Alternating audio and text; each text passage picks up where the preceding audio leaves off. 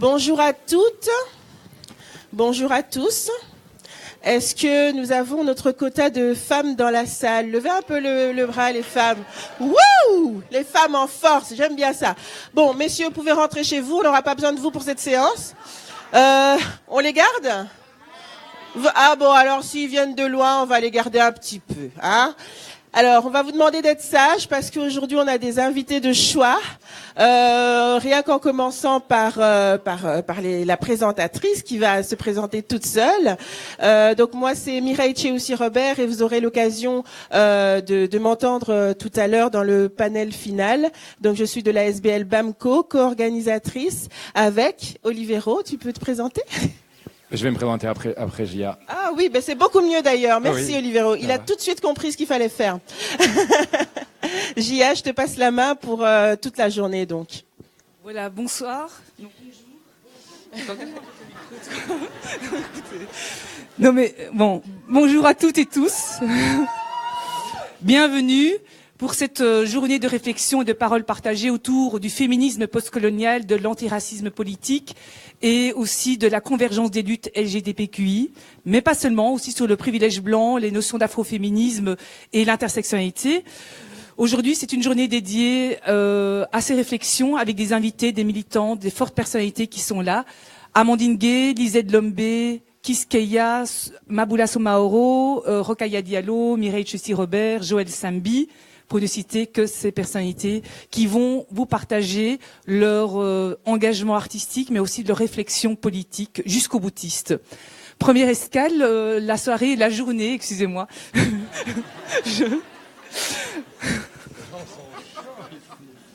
Cette journée a été organisée par une main de maître, par Olivero Asseglio, de Rainbow House et de la coupole Olebi Bruxelles, mais aussi par les partenaires BIPAX et BAMCO. Alors Olivero, maître de cette journée, dis-nous quelques mots. Enfin, c'est toi la maîtresse de cérémonie en vrai, mais donc merci donc à tous d'être nombreux. Il y a plein de nouvelles têtes, c'est super mixé, c'est super beau. Merci d'être venus aussi nombreuses et nombreux. On est super contents de vous voir et de vous rencontrer. Donc, je vais commencer par les remerciements comme ça s'est fait. En plus, c'est souvent un peu chiant, donc ça va être réglé. Donc, il y a les 7 intervenantes évidemment qui sont vraiment exceptionnelles et qui sont des véritables inspirations pour nous tous. Donc on est super contents et contentes qu'ils soient là aujourd'hui. Il y a Mireille et Gia avec qui la collaboration a été vraiment magnifique, donc je tenais à vous remercier merci, beaucoup. il est mignon.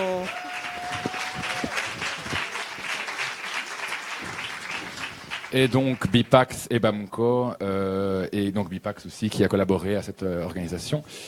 J'aimerais bien aussi remercier Charlotte Evrard, ma collègue, qui s'est démenée vraiment, et Oumaï Mahmadi Ourti qui s'est démené également pour cette journée. Franck, mon collègue. Les bénévoles qui sont Jean-Martial, Daoud, Chen, Isa et Abdeslam, mon époux. Abel. Les riches clercs qui donnent cette salle gratuitement, faut quand même le dire, parce qu'on a eu beaucoup trop de succès, donc on a été obligé de se déplacer jusqu'ici. Voilà. Et le personnel des riches clercs qui sont Lucien, Juan et Lisa, qu'on peut aussi remercier, donc à la régie et au bar. Merci beaucoup. Donc moi, comme on l'a dit, je m'appelle Olivero Azelio, je travaille à la coordination Olbi Bruxelles, qui est l'organe de travail de terrain et de travail interculturel de la Rainbow House. La Rainbow House, c'est 54 associations LGBTQI, donc lesbiennes, bisexuelles, gays, trans, queer, intersexes. Et nous avons projeté cet événement, Mireille et moi, autour de quelques verres, de beaucoup de verres. Oui, on était un peu sous, donc s'il y a des ratés, excusez-nous. Peut-être à cause de ça. Mais donc du coup, voilà, on voulait partager nos deux mondes, nos deux publics, nos deux expériences. Et donc c'est une rencontre un peu hybride, un hybride à 3 têtes, antiracisme, LGBTQI, féminisme. Et c'était aussi dans la lignée d'Ouvrir la voie, du documentaire d'Amandine, qui est vraiment un documentaire nécessaire, qui est vraiment, à mon avis, révolutionnaire et qui a donné un grand coup de pied dans le monde afroféministe récemment. Et donc c'était aussi profiter de sa venue et profiter de ce documentaire qui réveille encore ces sujets-là. C'était aussi une volonté de notre part d'avoir des intervenantes dans non-mixité, Vous avez certainement suivi en France, ça n'a pas eu lieu en Belgique, mais en France, des polémiques autour du festival Nyan Sapa, qui est organisé par le collectif Moissy, sur la non-mixité qui serait une horreur absolue, etc. Et donc, voilà, donc, par rapport à cette ridicule polémique, on a voulu être un petit peu provocateur et proposer un panel uniquement composé de femmes afropéennes, et on est très très heureux de les avoir et très fiers, vraiment.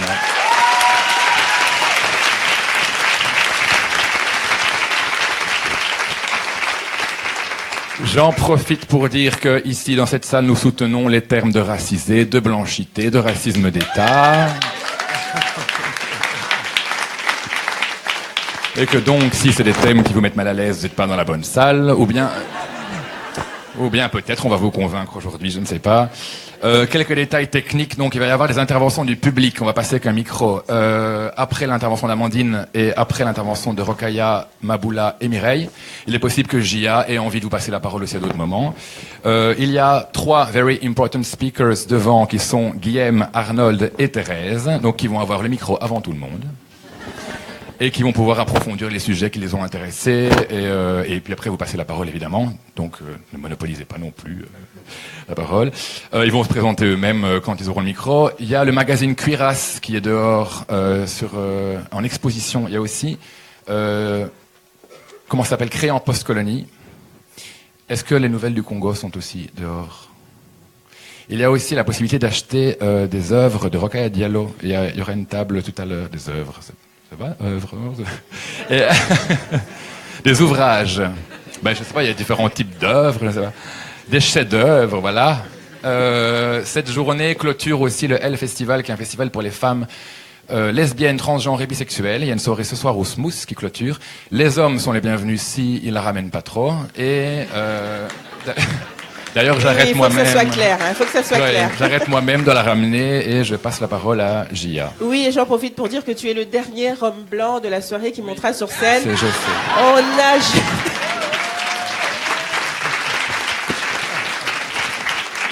Ah oui, le pouvoir, c'est aussi avoir le micro, et ce soir, on va leur ravir le micro. Ah oui, il fait noir, c'est pas le soir. Alors... Bien, je souhaite à mon tour aussi remercier vivement la SBL Bipax ainsi que l'une des volontaires de BAMCO qui m'aide aujourd'hui, Marie-Charlotte Tatepo. J'aimerais dire que j'ai demandé spécifiquement à Jia Brassard de commencer par se présenter, parce que parfois on se croise, on se toise, on se connaît pas, et elle aurait bien pu être l'une des intervenantes. C'était pas possible, on avait déjà tellement de grosses pointures, et on lui a demandé spécifiquement de faire sa présentation avant de commencer à gérer la journée. Donc Jia, à toi la parole. Merci Mireille. Voilà, donc je suis la capitaine de ce navire jusqu'à 18h, et donc on m'a demandé de me présenter pour que vous puissiez me connaître et voir si vous allez naviguer avec moi. Donc moi je suis journaliste indépendante, et en 2010 j'ai terminé un mémoire, 30 juin 2010, et j'étais diplômée, qui est une date magique puisque c'est la date de l'indépendance du Congo. J'ai terminé un mémoire sur la visibilité des cultures afro dans les médias francophones de Belgique. Et suite à ça, j'ai nourri un blog qui s'appelle Café Congo sur la vitalité artistique congolaise pour mieux cerner les relations belgo-congolaises souvent déniées ici en Belgique. Ma collaboration avec Sarah Demar, la chercheuse, nous a permis de sortir l'ouvrage collectif Créé en post-colonie, voix et dissidence belgo-congolaise, et de participer à la première édition des ateliers de la pensée à Dakar. Et suite à ça, une collaboration est née avec la réalisatrice sénégalaise Ramatiao pour travailler sur des workshops mobiles entre maintenant et 2019 sur la responsabilité et réparation des citoyennetés postcoloniales. Et donc la prochaine escale, c'est à la Biennale de Dakar en mai 2018, autour justement de l'afroféminisme, diaspora versus Afrique continentale. Par ailleurs, j'ai créé avec Lise Van der Piet le collectif Warrior Poets, qui est dans la droite lignée de l'héritage et de l'engagement de la poétesse Audre Lorde, et ça nous a permis de tisser une grande toile d'artistes visionnaires, de les inviter ici comme Dark Matter, Lisette Lombé, Aja Monet et plein d'autres. Et donc mon temps de parole, j'ai décidé de l'offrir, de le donner à Frida Ekoto, parce que c'est une chercheuse et chef du département en études afro-américaines et africaines de l'Université de Michigan. Elle a écrit un livre qui s'appelle What Color is Black? Race and Sex Across the French Atlantic. Et je trouve que c'est une manière d'honorer la parole de nos grandes sœurs qui ont ouvert la route et qui continuent à le faire. Elle était l'invitée de Massimadi l'année passée. Et je pense que les 8 minutes que vous allez écouter balayent en effet tous les sujets qui vont être abordés aujourd'hui. Et voilà, pour citer Audre Lorde, de transformer le silence en parole et en acte. Je la dédie à Frida Ekoto et à toutes nos grandes sœurs qui luttent depuis toutes ces années et qui nous permet d'être aujourd'hui ici tout ensemble et de rayonner. Merci.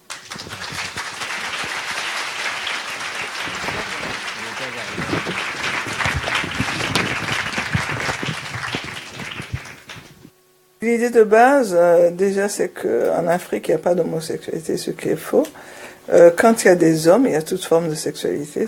Ça, c'est déjà le premier élément. Le deuxième élément, c'est qu'on parle de désir, de question de désir. L'être humain a toujours eu des désirs différents.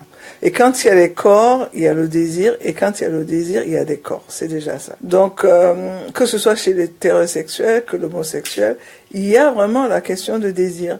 Quand je parle de désir, c'est le désir de l'autre. Comment mon corps à moi se positionne par rapport à l'autre. Est-ce que je le veux? Est-ce que je le désire? Est-ce que j'ai envie de le prendre? Est-ce que j'ai envie d'en jouir? C'est toutes ces questions-là qui m'intéressent. Parce qu'elles sont réelles et que dans notre communauté, on n'en parle pas. Chez l'être humain, s'il n'y a pas de sexualité, il n'y a pas de vie. Tout commence par la sexualité. Ça aussi, c'est intéressant, parce que l'être humain refuse cela. Quand on dit il n'y a pas d'homosexualité en Afrique, ça c'est le déni de la négation. Avant de parler de sexualité, déjà, il faut, tout Africain a le devoir de se poser la question, qu'est-ce que c'est le sujet africain? N'est-ce pas? Le sujet africain, il faut déjà le définir. Et je pense que pour le définir, je commencerai rapidement par le philosophe Yves Valentin Mundimbe qui, dans son livre The Invention of Africa, il pose la question comment lire la bibliothèque coloniale. Et dans la bibliothèque coloniale, en fait, ce qui cherchait là-dedans, c'est se poser la question, qu'est-ce que c'est que le sujet africain? Le sujet africain existe, mais il faut qu'il se définisse en tant que tel. Et c'est très important parce que tant on s'est déjà pas défini comme sujet, comme être humain, rentrant dans la modernité, comme rentrant dans l'ère du temps, on aura des difficultés à parler de la sexualité. À la base de toute humanité, il y a la sexualité, oui, certes, mais il faut aussi comprendre que pour pouvoir mettre le doigt dessus, pour pouvoir parler d'une certaine identité sexuelle, en particulier dans ce cas l'homosexualité, il faut aussi que les sujets se comprennent, se demandent qui sommes-nous, où allons-nous, que faisons-nous, quelle est vraiment notre identité de base. Tant qu'on n'a pas dépassé ça, on aura des difficultés à définir l'homosexualité, par exemple. Dans la communauté africaine, il y a quelques figures, mais qui sont encore coincées qu'en dira-t-on, dans l'impossibilité du refus, dans que faire, comment parler de cela. Mais je pense que les choses sont en train de changer, les choses vont changer. Il y a de plus en plus de personnes qui commencent à assumer cette identité homosexuelle. Pour moi, la théorie organique, c'est qu'il faut commencer par soi. Tant qu'on ne sait pas assumer, on ne peut pas aider l'autre à faire son coming out. Pour moi, j'ai tout de suite compris que il fallait que je le fasse, il fallait que j'assume, il fallait le dépasser pour pouvoir aider les autres à me suivre. Parce que il faut aussi comprendre que je suis une femme noire. Hein, et le processus n'est pas facile, n'est-ce pas? La femme noire, il y a toute une méthodologie de lecture collée à la peau de la femme noire. Déjà sorti de ça montre que il y a des possibilités, il y a des choses qui s'ouvrent, qui permettent en fait d'avancer. Et ceci est très important parce que la femme noire souffre doublement de la double oppression. Ça, on le sait. Elle est femme, c'est une oppression, elle est noire. N'est-ce pas? Vous voyez dans l'échelle psychologique, donc il y a l'homme blanc, il y a l'homme noir, il y a la femme blanche, et il y a la femme noire. Elle n'existe pas. C'est pour ça que quand Daniel Laferrière, il a écrit Comment faire l'amour avec un ex sans se fatiguer, il montre très bien qu'en fait, il parle pas des femmes noires, parce qu'il n'y a pas d'issue, il y a pas d'entrée pour parler d'elles. Parce qu'elles n'existent pas dans l'échelle de la représentation du pouvoir. Elles sont nulle part. Et c'est pour ça que aux États-Unis, par exemple, on a eu Obama comme président noir. On aura une femme blanche, mais on n'aura jamais une femme noire. Parce que la femme noire, elle est vraiment, elle est la mamie, elle est la femme qui violente sa propre communauté parce qu'elle veut s'imposer. Elle n'a pas d'identité en tant que telle, elle n'existe pas. Elle est juste là pour servir, pour travailler.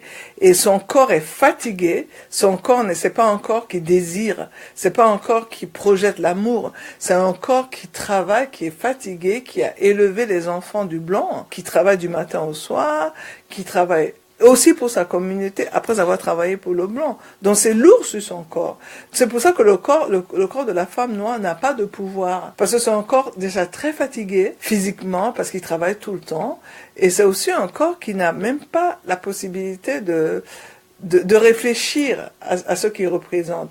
Et c'est pour ça que aujourd'hui, par exemple, la donne a un tout petit peu changé, parce qu'on peut commencer avec les gens comme Audre Lorde, on peut commencer à repenser comment sortir de cette problématique du corps noir fatigué, du corps noir sexualisé, du corps noir objet, du corps noir qui ne projette que des désirs violents, n'est-ce pas? Et de montrer que la femme noire a aussi besoin de tendresse, besoin d'amour, besoin de plaisir, besoin de jouissance. Le corps ne parle pas, surtout le corps de la femme noire.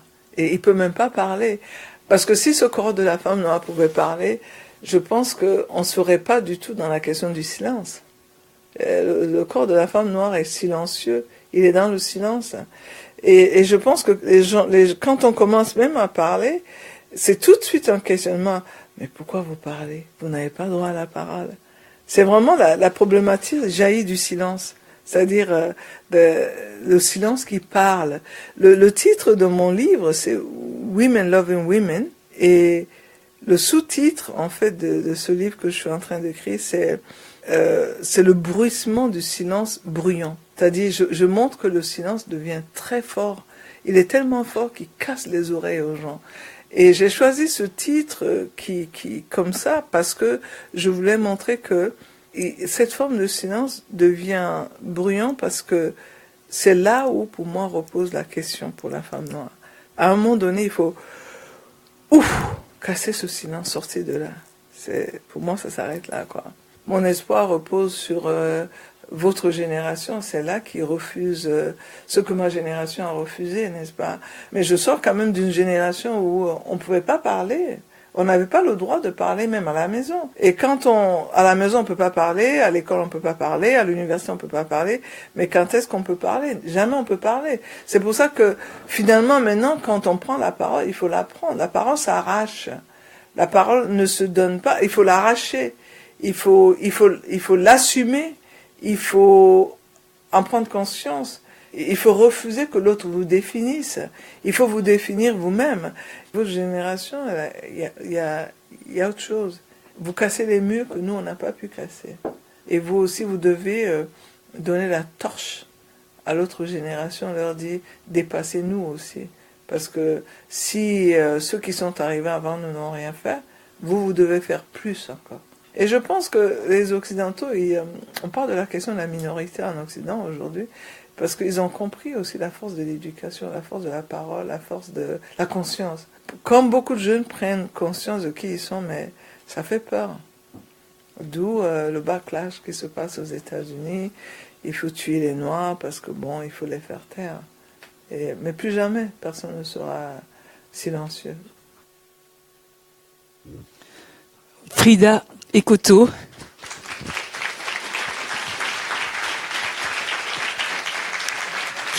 Elle vient de réaliser avec Marthe Gilo Kamga du Festival Massimadi un documentaire intitulé Vibrancy of Silence, A Discussion with My Sister qui sortira bientôt.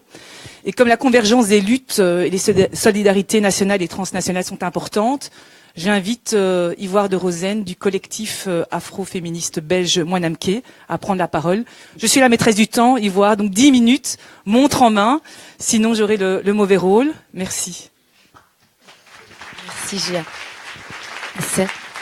Merci Gia. Bonjour à toutes et à tous. Alors, je suis ravie d'être là. Je remercie Olivier de Rimbos de nous avoir invités. Enfin, je représente le collectif Afroféminisme Mwanamke. Aussi, donc mes sœurs de lutte sont pas toutes présentes ici parce que on a aussi une action de solidarité avec les migrantes. On récolte des vêtements, donc on s'est dispatché les rôles. Alors, avant de commencer, je suis vraiment émue d'être là et je remercie toutes nos grandes sœurs de lutte qui sont devant. C'est important. Je commencerai le remerciement par Amandine. Donc déjà pour son travail, merci d'avoir ouvert la voie pour nous toutes, et aussi, et c'est important, de nous avoir recommandé auprès de toutes les institutions belges, les associations, le milieu associatif belge, et d'avoir vraiment priorisé notre voix en tant que collectif afroféministe belge, en tant que premier collectif qui se revendique politiquement de l'afroféminisme, puisqu'on a commencé en 2015. Donc merci vraiment, et je suis très touchée par cette sororité afroféministe qui nous porte tellement. Je remercie aussi Rokhaya et Maboula pour leur travail absolument extraordinaire. En France, elles défendent nos voix, nos luttes dans l'espace public, dans l'espace politique médiatique. Elles sont constamment agressées, elles subissent des micro-agressions, des insultes misogynoiristes, et elles sont là, elles sont fortes, elles sont battantes. Donc bravo pour votre travail, vraiment. Alors, je vais essayer de parler brièvement de notre collectif.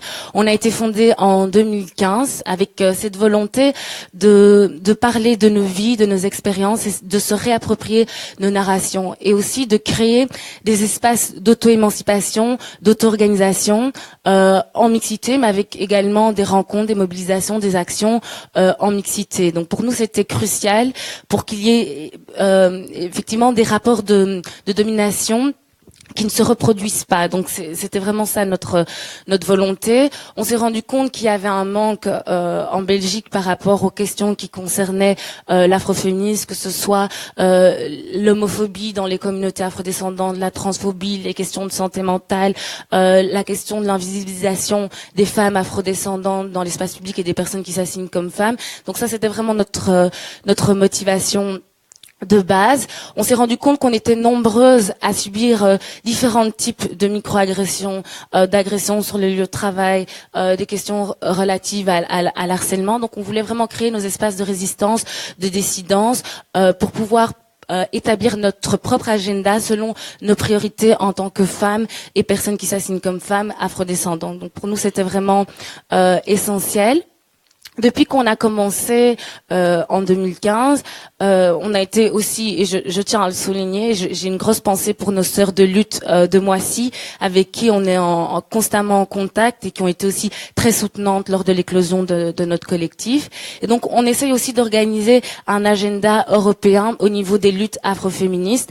On était notamment co-organisatrice du premier festival afroféministe Niasopo. Donc je pense que vous avez toutes et tous entendu parler. C'était une grosse réussite, et puis c'était très important pour pouvoir réfléchir ensemble à un agenda européen et de pouvoir établir nos priorités.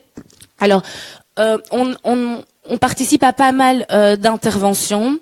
On donne aussi des formations, des séminaires autour de l'afroféminisme, l'intersectionnalité, des questions relatives aussi à la transphobie, à l'homophobie. Ce qu'on fait aussi, c'est qu'on a le privilège de pouvoir intervenir et de réfléchir à échelle européenne, que ce soit par exemple en Suisse, en France, beaucoup aussi en Allemagne, sur toutes ces questions-là concerne l'afroféminisme. Et ce qui est très intéressant, c'est que ça permet vraiment de partager, de réfléchir de manière collective sur comment mettre en place des stratégies, et aussi comment est-ce qu'on peut lutter quotidiennement contre le racisme et le sexisme ordinaire. On aime aussi vraiment repolitiser la question de l'intersectionnalité. Bon, je pense que vous connaissez tous ce concept qui a été mis en place par Kimberley Crenshaw.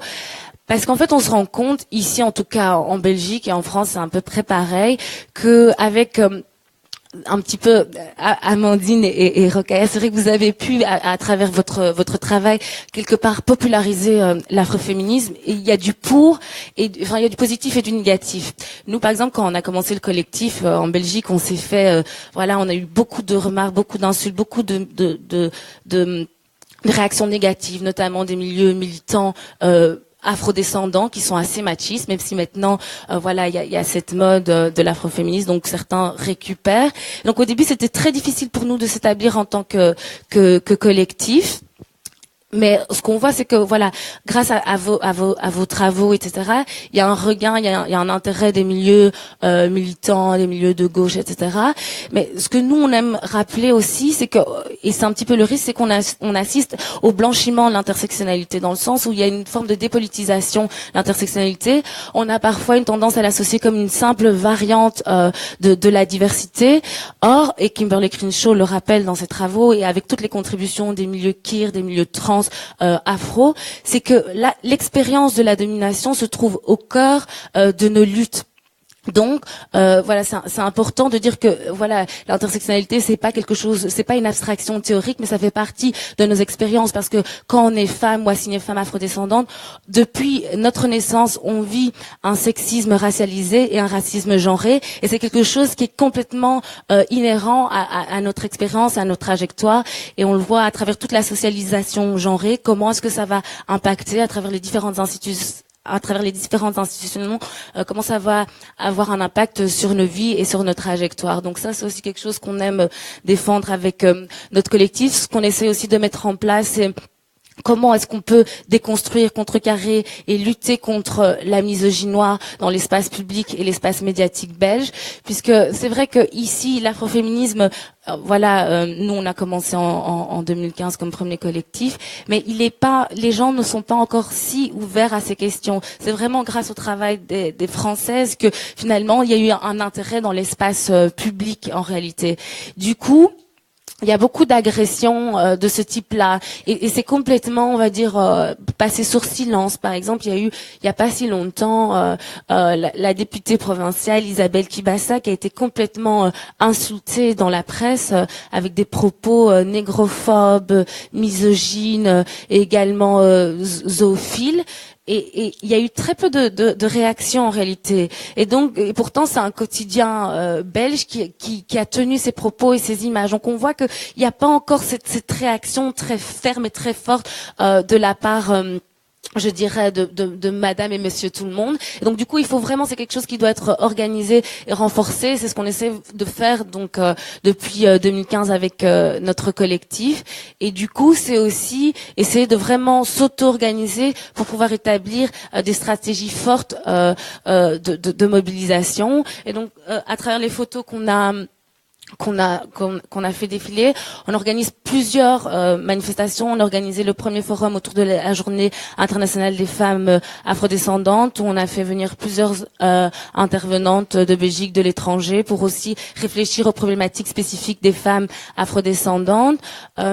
Récemment, juste la semaine passée, on a participé à la manifestation contre les violences faites aux femmes. Mais alors c'est très spécifique, puisqu'on apporte vraiment un point de vue et un angle d'analyse basé sur nos expériences en tant que femmes afrodescendantes, avec une perspective donc qui prend en compte la misogynie noire en réalité. Donc ça, c'est un petit peu notre spécificité quand on milite. On a également pris part le même jour à la manifestation contre l'esclavage, puisque voilà, comme je l'ai expliqué, nos expériences, nos vies sont intersectionnelles. Il y a pas de hiérarchisation entre les différentes oppressions qu'on vit, qu'on subit. Du coup, on essaye chaque fois, au niveau de notre travail militant, de prendre en compte les différentes spécificités, différentes problématiques qui nous touchent en tant que femmes afrodescendantes. On a aussi organisé l'Afro Women Voice Talk, qui avait pour but de mettre en lumière des trajectoires de femmes dans différents domaines, de femmes afrodescendantes, puisque le but aussi c'est de constituer des rôles modèles forts selon notre propre angle d'approche, parce qu'on n'a pas envie d'être assigné en tant que femme afrodescendante à des images stéréotypées, puisque on le sent, l'héritage esclavagiste et colonial, avec comment est-ce que les femmes afrodescendantes sont pensées, a toujours une forte résonance en Belgique, puisqu'il faut pas nier, les femmes ont été animalisées, chosifiées, exotisées, objectifiées, etc. Et tout ça, ça pèse encore aujourd'hui. Donc nous aussi, on essaye de construire, de mettre en avant des modèles différents qui se détachent de ces représentations ici de ce passé. Donc à travers cette activité, d'ailleurs justement sur la photo, Véronique est là dans la salle, on essaie de mettre en avant ces figures rôle modèles, puisqu'on pense que c'est aussi important de constituer, de proposer des modèles d'identification pour les jeunes filles, pour qu'elles renforcent leur confiance en soi, et aussi de se dire que tous les champs des possibles sont ouverts pour elles, peu importe les domaines dans lesquels elles ont envie de s'orienter. Donc c'est un petit peu un des autres aspects qu'on met en avant dans notre collectif, en dehors de l'aspect voilà d'engagement, de militantisme, avec les différentes actions et mobilisations qu'on fait. On a aussi par exemple en termes d'action apporté du soutien aux femmes de Djibouti, pour dénoncer les viols, les situations de viol qu'elles subissent dans leur pays. Donc voilà, c'est un petit peu les différents angles sur lesquels on essaye d'agir. Là, comme je le disais, c'était au festival Nyansapo, où on a proposé différents ateliers autour de l'intersectionnalité, de l'afroféminisme, de ces différents enjeux, mais vraiment pris de façon très globale, parce que on insiste, hein, et malheureusement, c'est un petit peu le problème en Belgique, et je comprends, on a des sœurs de lutte parce qu'on est en contact avec différents collectifs afroféministes qui refusent d'être en contact avec la presse belge, qui refusent d'être partenaires d'événements portés par des personnes blanches. Elles ont des positions très fortes et radicales, ce qui est compréhensible. Nous, c'est pas encore notre cas, parce qu'en fait, on le voit que on a besoin aussi de créer des alliances, mais souvent nos propos sont déformés. On a fait plusieurs interviews autour de l'afroféminisme. On parle de l'afroféminisme comme si c'était simplement une question de racisme et de sexisme, alors qu'on insiste. Il y a aussi la question de la transphobie, de l'homophobie, aussi du ageisme, du ableisme et tous ces termes-là. Et aussi de dire que l'afroféminisme, c'est aussi une question sur le rapport au corps, la morphologie, puisque voilà, avec tous les enjeux qui concernent le corps des femmes afrodescendantes. Donc c'est vraiment des questions très complexes, et voilà, on a aussi participé à la co-organisation, la promotion du film d'Amandine, donc Ouvrir la voie, ici en Belgique, et voilà, comme ça vous avez un petit aperçu de ce qu'on fait, mais je vous invite à nous rejoindre, à nous suivre sur les réseaux sociaux. Si vous avez des questions, que vous voulez travailler sur les différents aspects qui concernent l'afroféminisme, on est partante, on est ouverte, et donc n'hésitez pas à venir vers nous. Et voilà, comme je le disais, on a des événements en mixité, en non-mixité. Donc, c'est l'occasion de pouvoir réfléchir ensemble sur ces enjeux qui sont majeurs.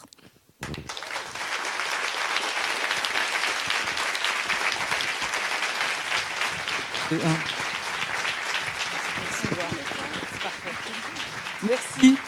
Ivoire de Rosen, de Moinamke. Mais c'est l'heure de la prochaine escale. Donc je vais inviter Amandine Gay, militante afroféministe et réalisatrice du documentaire Ouvrir la voie.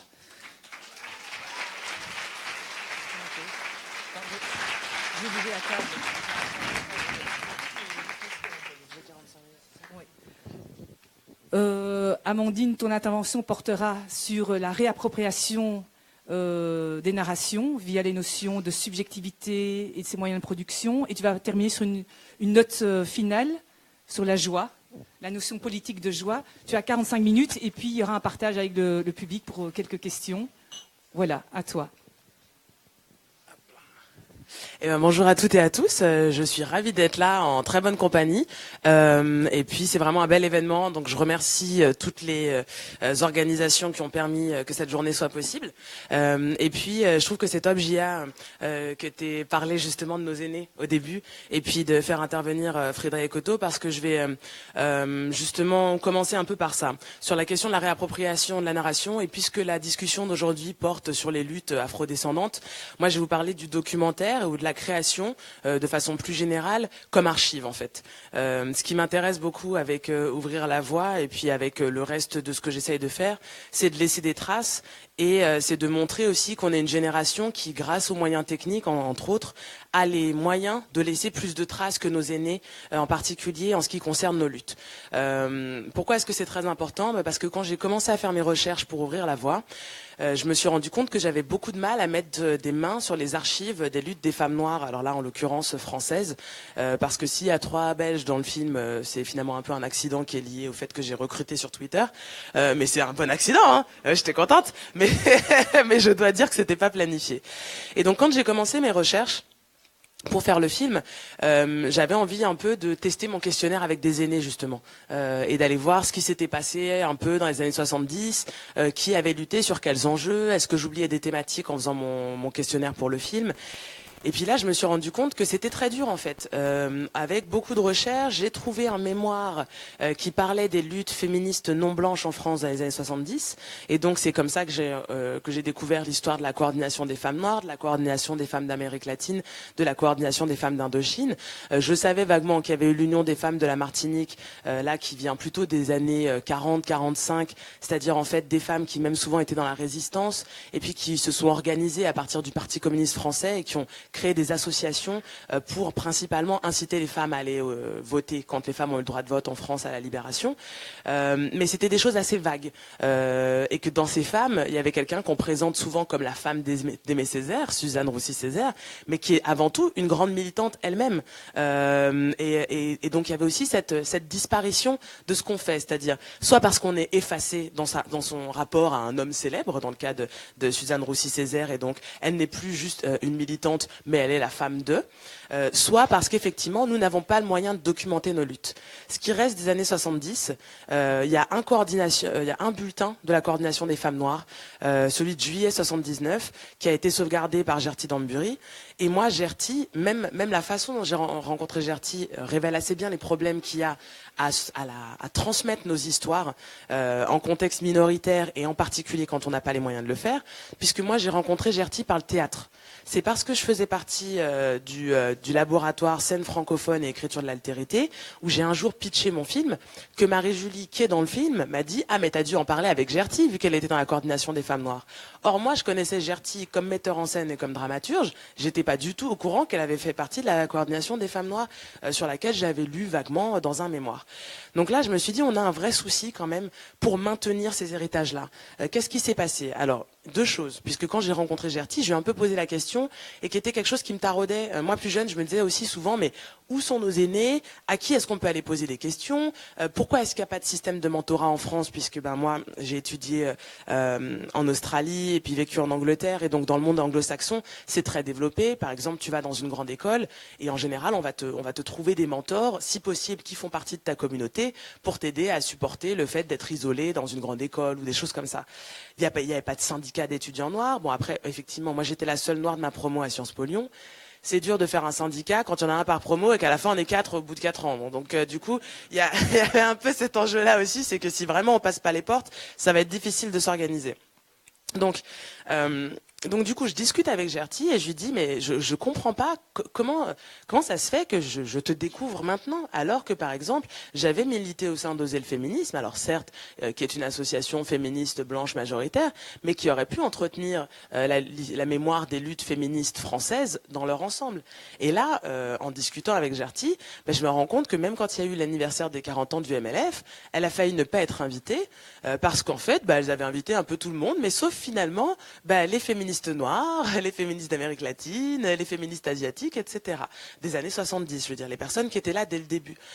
Et donc, du coup, on discute un peu de ça, et puis elle me dit, parce que selon elle, il y avait deux raisons pour lesquelles on a du mal à se connecter à nos aînés.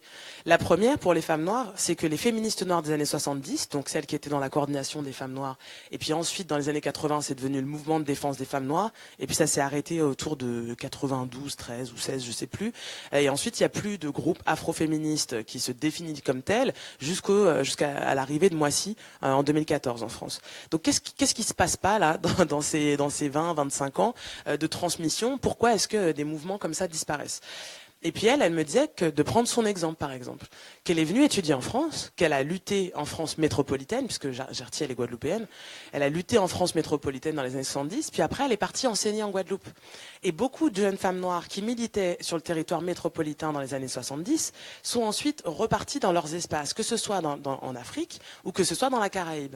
Et comme le mouvement féministe majoritaire n'avait pas dans ses priorités d'entretenir la mémoire des luttes non blanches, et que ces femmes-là ont continué à se battre, mais dans d'autres espaces, effectivement, ces luttes ont disparu. Donc, où sont les photos? Où sont les films? Où sont les livres?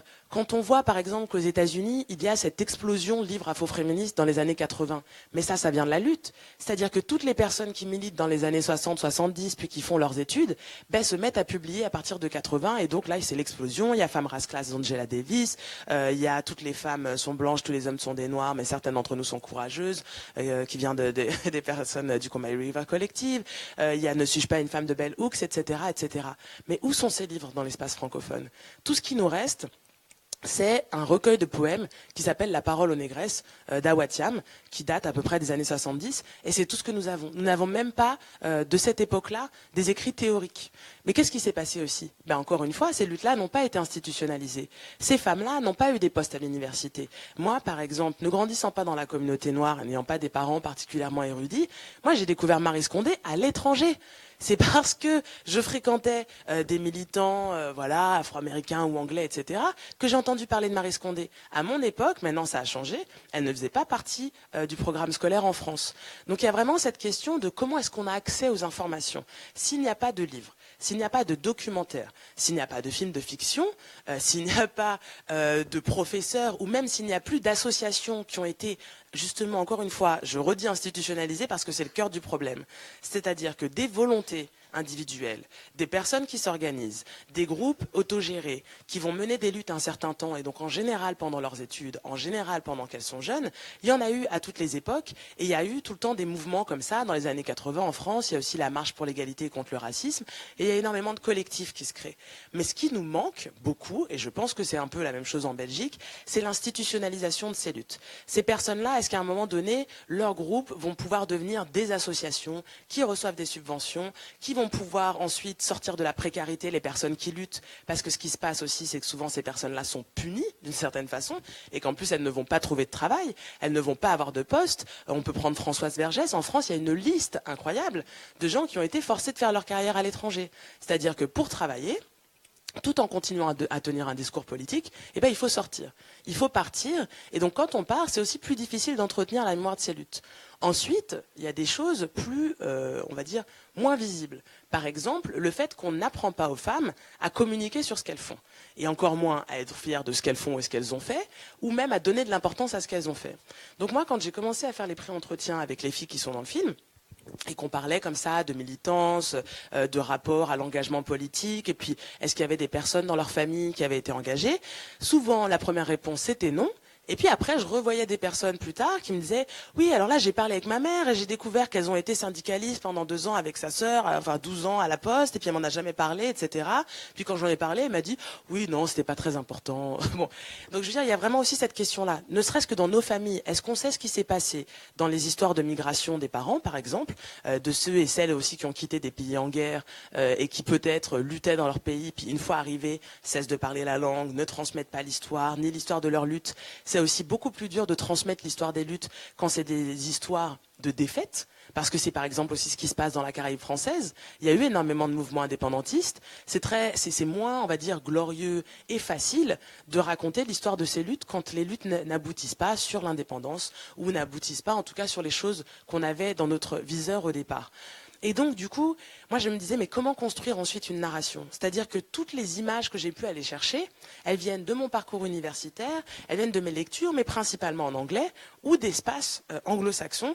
Par exemple, un film que j'ai utilisé pour mes recherches, c'était Sisters in the Struggle, qui est un documentaire de 91 canadien sur des afroféministes canadiennes, plutôt alors là vraiment anglophone, mais quand même c'était un des rares où vraiment je voyais une parole donnée exclusivement à des femmes noires sur leur parcours de vie, sur leur histoire, etc. Donc j'en reviens à cette question de l'enjeu de la réappropriation de la narration, parce qu'il faut avoir les moyens de le faire. Pourquoi est-ce qu'il n'y a pas de film ? Parce que les années 70, c'est encore la pellicule. Et la pellicule, c'est trop cher. Ce documentaire que j'ai fait là, de 2 heures, en pellicule, c'était plusieurs dizaines de milliers d'euros, arrivé à 100 000 euros. C'est impossible de le faire en autonomie. C'est la même chose pour les livres. Maintenant, il y a l'impression numérique. On peut s'auto-éditer. On a accès à Internet. On peut commencer par écrire, créer nos blogs, avoir Twitter, et donc déjà, ne serait-ce que créer une forme de pédagogie publique. Même si elle n'est pas institutionnalisée, même si on n'a toujours éventuellement pas de poste à l'université, etc., on arrive à se faire entendre beaucoup plus et à produire un discours, mais surtout à laisser des traces. Parce que c'est ça l'enjeu aussi. Qu'est-ce qu'on laisse aux suivantes ? Comment est-ce qu'on fait pour que des jeunes femmes qui, effectivement, ne grandissent pas dans des familles forcément politisées, ne se voient pas enseigner à l'école l'histoire des luttes ou l'histoire de la Caraïbe ou de l'Afrique, etc., comment est-ce qu'on fait en sorte que ces personnes personne-là ait accès aux informations. Eh ben, on peut le faire par plein d'outils, mais moi, celui que j'ai choisi, c'est effectivement le documentaire, et c'était la volonté de le faire sortir en salle, ultimement. Au départ, je voulais le mettre sur YouTube, je vous dis la vérité, parce que j'avais, donc, encore une fois, pas l'argent.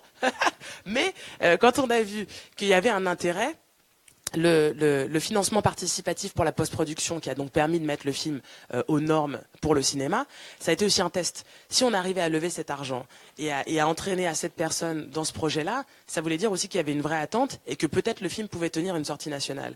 Puisque tout l'argument aussi le débat avec les gens de l'industrie du cinéma en France, que moi j'ai commencé à avoir quand j'écrivais de la fiction, parce que j'ai eu plusieurs tentatives malheureuses avant d'arriver à ouvrir la voie. Et moi, j'ai commencé par écrire des programmes courts de fiction. Et souvent, ce qu'on me répondait, c'était « Oui, mais est-ce que vraiment tout le monde va s'identifier? Est-ce qu'au-delà du public captif, vous allez arriver à attirer des gens en salle, etc. » Et donc, même quand Ouvrir la voie était terminé, même quand on a pris l'argent du crowdfunding très très vite, et même bien au-delà de ce qu'on avait demandé, quand j'ai commencé à rencontrer des boîtes de distribution en France, la question c'était, est-ce que ce film peut tenir une sortie nationale? Peut-être que ce serait mieux de le montrer en projection débat, mais moi je pense pas que c'est un film qui peut sortir en salle de façon classique, etc. Puis moi je pensais que oui, et puis donc du coup à la fin on a monté donc notre propre boîte de production qui s'appelle donc Bras de Fer, à l'image de ce qu'a été on va dire l'épopée pour amener ce film en salle. Mais donc, là, je vous fais la version courte parce qu'il y a vraiment cette question de il faut avoir les moyens de faire le film. Sans numérique, il n'y a pas Ouvrir la voie. Il faut avoir les moyens de distribuer le film. Encore une fois, sans Internet et la possibilité de mobiliser sur le terrain et donc de remplir les salles en ne passant pas par les créneaux classiques qui sont certains médias ou effectivement avoir une grosse force de frappe. Donc ça veut dire, par exemple, être en mesure de mettre le film dans beaucoup de salles. Mais ce qui se passe aujourd'hui, c'est qu'avec le passage au numérique, il faut payer ce qu'on appelle la contribution à l'équipement numérique. Donc, quand vous sortez un film en sortie nationale, pendant les 2 premières semaines, vous devez payer à chaque salle qui sort votre film entre 300 et 700 euros de contribution à l'équipement numérique. Donc nous, par exemple, une des raisons pour laquelle on est sorti dans 8 salles, c'est que dans notre budget de sortie, qui est à 15 000 euros et qui est qui est au minimum de ce qu'on peut faire, on avait compté 5 000 euros pour les VPF, ça s'appelle, donc pour les contributions à l'équipement numérique, en se disant en moyenne, ça va nous coûter 500 euros par salle, 5 x 8, 40, il faut pas en tout cas, il faut pas qu'on dépasse 5 000 euros, sachant qu'il y a 2 salles où ça va être 700. Donc cet enjeu-là, par exemple, c'est pour ça aussi que les films de noir ne sortent pas en sortie nationale et vont être distribués de façon alternative. Ou alors, pour sortir en sortie nationale, vous devez céder vos droits. C'est-à-dire que c'est pas vous qui distribuez votre film, vous cédez vos droits de réalisatrice à un producteur qui, lui, ensuite va signer avec un distributeur. Et là, comme ça passe par la structure classique de distribution du cinéma en France, alors là, c'est plus vous qui payez directement de votre poche. Mais ça veut aussi dire que dans mon cas, après avoir travaillé 3 ans et demi gratuitement sur mon projet et à perte, j'allais signer mes droits et c'est pas moi qui allais gagner d'argent quand le film sortira en salle. D'où la nécessité de monter une boîte. Mais là aussi, il y a cette question de est-ce que c'est possible de le faire par exemple seul? L'autre réponse, c'est non. Moi, je ne fais pas ce parcours avec le film si je ne suis pas en couple et si je ne suis pas en couple avec quelqu'un qui a de l'argent. Parce que les 40 000 euros au total que cette petite affaire a coûté, ça vient pas de ma poche. Je suis au regret de vous le dire. J'aurais bien aimé, mais malheureusement, ça ne vient pas de ma poche. Donc c'est aussi ça l'enjeu. Ça veut dire sortir de la précarité à un certain niveau. Pourquoi est-ce que je donne ces détails? Parce que souvent aussi, l'autoproduction, le do-it-yourself, le prenons les choses à notre charge, est souvent présenté comme une solution. Ben oui, mais alors si on nous ouvre pas les portes, on n'a qu'à le faire. Oui, alors, en soi, je suis tout à fait d'accord. Mais qui a les moyens de le faire? Et c'est ça la question. C'est que si on doit attendre que ce soit des membres des communautés afrodescendantes qui aient les moyens d'autoproduire leurs films, et c'est un documentaire. C'est-à-dire que là, on en a eu pour 40 000 euros, c'est-à-dire 25 000 euros pour faire le film, et ça veut dire payer personne. La seule personne qu'on a pu payer, c'est Coralie qui a tourné un tiers des entretiens, parce qu'en fait, comme on a eu plus d'argent avec le crowdfunding, et que elle, donc c'est pas mon conjoint, donc forcément elle est pas obligée de travailler gratuitement. On lui a payé les journées de tournage, ok. Mais sinon, ça pose aussi une autre question. L'autre question, c'est la déprofessionnalisation du monde du cinéma et des industries culturelles pour les personnes racisées. Parce que pour pouvoir faire des projets en autonomie, ça veut dire sortir de l'argent de sa poche et ça veut dire ne payer personne. Comment est-ce qu'on crée des industries pérennes? Et on en revient à l'institutionnalisation. Comment est-ce qu'on s'assure que, par exemple, une jeune fille noire de quartier populaire seul et timide puisse faire un film. Parce que c'est ça la question. S'il s'agissait juste d'avoir du talent, ce serait possible. Mais là, il faut avoir beaucoup d'autres choses qui sont être capable de faire de la comptabilité, être capable de faire de l'administratif, être capable d'être attaché de presse, être capable de produire un film, être capable de distribuer un film, ça veut dire gérer les copies. Là, il y a un film qui s'est perdu en Allemagne, il faut faire une copie en express, le renvoyer, etc. Et ça veut dire après faire aussi l'animation, ce que je suis en train de faire là ou que j'ai fait... je vais faire encore ce soir quand je présente le film. Bon, il y a des personnes qui sont juste des artistes. Il y a des personnes qui sont des artistes, qui sont désorganisées. Ces personnes ont le droit d'exister aussi. Et elles devraient aussi avoir le droit de créer. Aujourd'hui, on est encore à un stade en France où si tu es une personne noire et que tu veux amener un film en salle, tu dois être gestionnaire, tu dois être productrice, tu dois être distributrice, tu dois être attachée de presse. Et tu dois avoir au moins 40 000 boules sur ton compte en banque.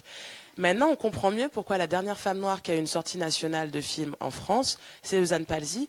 Et c'est pour la rue Cazenègre, enfin pour rue Cazenègre qui est sortie l'année de ma naissance, ok? Donc qu'est-ce qui s'est pas passé là pendant ces 33 dernières années? Parce qu'en fait, il y a des femmes noires qui ont du talent. Il y a des femmes noires qui créent et qui font des films qui sont intéressants, mais ces films-là ne sortent pas en sortie nationale. Et la sortie nationale, elle a un véritable enjeu parce que par exemple, tu ne peux pas avoir tout un ensemble de la couverture médiatique si tu n'as pas de sortie nationale parce qu'ils veulent une date de sortie nationale et ils veulent pouvoir dire aux gens le film sort à telle date, à tel endroit. Donc ça veut dire aussi que toute une partie des créatrices afrodescendantes travaillent depuis une trentaine d'années dans l'anonymat le plus total quasiment et souvent aussi dans une très grande solitude. Il y a quelques productrices noires à la télévision, je crois qu'il y en a 2 et dont je dois avouer honteusement que je ne connais pas le nom. Voilà, il y a France Zobda, il n'y en a pas une autre? Ah oui, c'est ça. Voilà, donc il y en a 2 en télé. Maintenant, au cinéma, il y a Laurence Lascari, mais Laurence, elle a moins de 40 ans. Voilà, 36-37. Donc, je veux dire, ça commence maintenant, en fait. Il n'y a pas de distributeur noir de cinéma en France. Il n'y a pas... Donc maintenant, il y a une productrice noire de cinéma. Donc il y a vraiment un problème d'institution et de comment est-ce qu'on peut arriver non seulement à avoir la parole, mais surtout à la garder et à faire en sorte que d'autres derrière nous puissent le faire et à créer une industrie culturelle noire qui est un peu, moi, ce qui m'intéresse là sur le long terme. Et donc tout ça pour vous amener au début, c'était une intro en fait, très longue.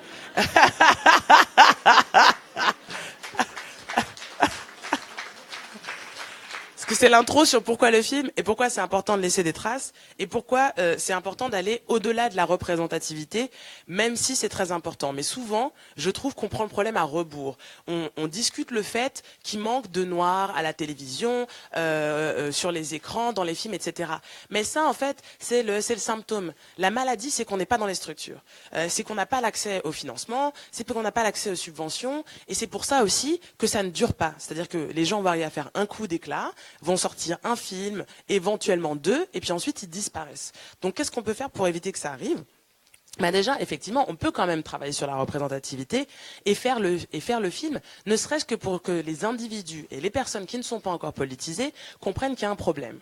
Parce que l'autre enjeu, c'est que quand on vient des milieux militants et ou universitaires, on a tendance à oublier, et je m'inclus dans le on, qu'il y a des personnes qui n'ont pas notre parcours, qui n'ont pas fait nos lectures et qui n'ont pas accès à toutes les informations auxquelles nous on a accès. Pourquoi j'ai choisi le cinéma ? Parce qu'il faut regarder les gens qui gagnent, entre guillemets. Les Américains ont très tôt compris que le cinéma était une machine de propagande. Et Hollywood n'a pour quasiment seul objet que d'exporter l'impérialisme américain à l'étranger. Et ça a très bien fonctionné.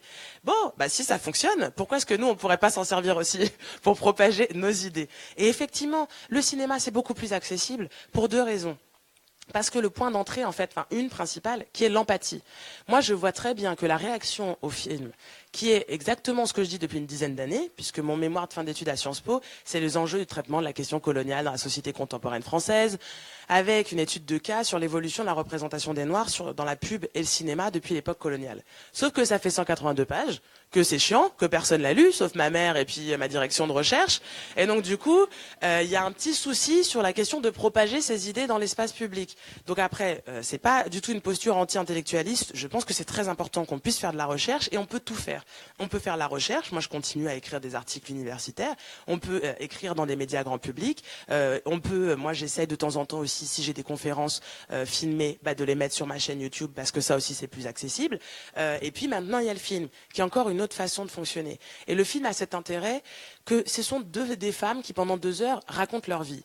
C'est aussi l'intérêt de ne pas avoir à donner les concepts. Dans le film, le mot intersectionnalité n'est pas dit, par exemple. Il y a plein de concepts qui ne sont pas donnés, mais qui sont par contre expliqués dans la pratique. Le slogan féministe, le privé est politique, c'est la base de ce film aussi. C'est-à-dire qu'on part de l'anecdote individuelle pour comprendre qu'il y a un enjeu politique derrière. Que des choses qui peuvent être présentées comme triviales ou intimes, finalement, plus loin dans le film, deviennent des enjeux politiques. Par exemple, les cheveux. Au début, c'est sur la construction de soi, sur la représentation dans l'espace public. Et puis plus tard, dans le film, c'est sur la question de l'accès à l'emploi. Et est-ce qu'on peut avoir un CDI en se pointant comme ça, quand on n'est pas dans les milieux artistiques, je veux dire. Parce que effectivement, sinon après tu fais ce que tu veux. La réponse c'est pas si sûr.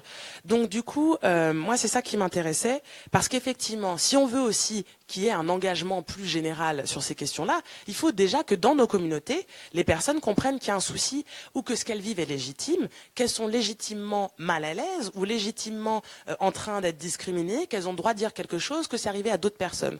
Donc ça se base là-dessus. Et donc on va faire je vais montrer un premier extrait qui est justement sur la question de la représentativité et ce que disait aussi très bien Ivoire, sur la nécessité d'ouvrir l'horizon des possibles pour les plus jeunes générations si on veut aussi qu'elles puissent avoir les moyens à leur tour de créer, de s'organiser, etc., mais dans la durée.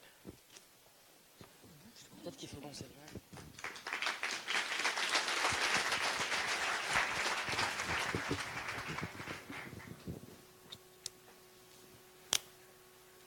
Lui montrer qu'au final, c'est toujours ce rapport-là avec les femmes noires. Hein. Ah, exactement. On va non, toujours mais se c'est un trouver très, très belle bon livre, par ça. rapport à des critères occidentaux.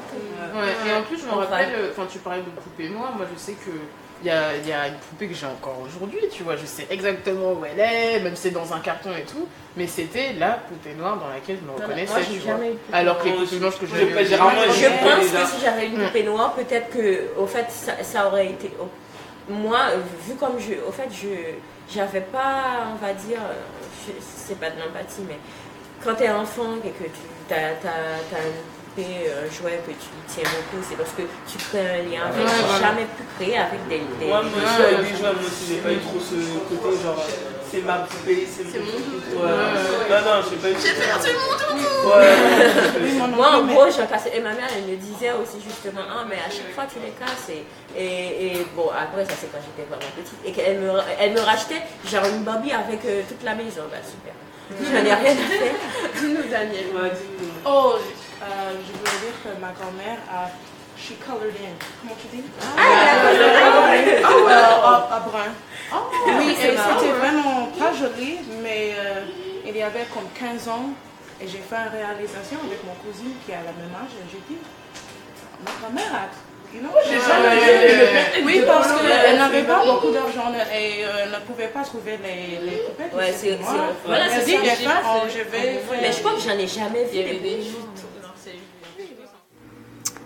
des Barbies. Oui, j'avais que des Barbies. Si la question c'est est-ce que j'avais des poupées noires ou quoi, non. Non, vraiment pas. Et même tes Barbies, elles étaient blanches? Ah ouais. Ouais, carrément. Que des poupées blanches. Des petits, quoi. Entre Dorothée et la Barbie, les blanches blondes, quoi. Non. Toujours eu des poupées blanches. Que je me faisais une joie de colorier, d'ailleurs. Un peu taré. Moi, je saccageais un peu mes poupées qu'on m'offrait. Donc, à un moment, on a arrêté de m'offrir des poupées. Mais je leur coupais les cheveux, je les coloriais. Ouais, enfin, ça m'a... Ouais, toujours eu des poupées blanches. Et jamais compris, d'ailleurs, pourquoi j'ai pas eu de poupées noires. C'est une question que j'aurais dû poser... peut-être à mes parents, mais voilà. J'avais une poupée noire que je ne touchais jamais. Et j'avais plein de Barbies blanches que je touchais tout le temps. Parce qu'elles avaient des longs cheveux et qu'il y avait justement ce mythe un peu des cheveux blonds, des yeux clairs, etc. Et j'ai longtemps voulu ressembler à ce type de Barbie-là. À un moment, à Noël, la poupée noire, elle était cachée, la Barbie noire était cachée parmi les 150 poupées blanches qui étaient gymnastes, médecins, et l'autre, elle était juste noire, quoi. Elle avait pas de profession. Moi, je suis Barbie noire.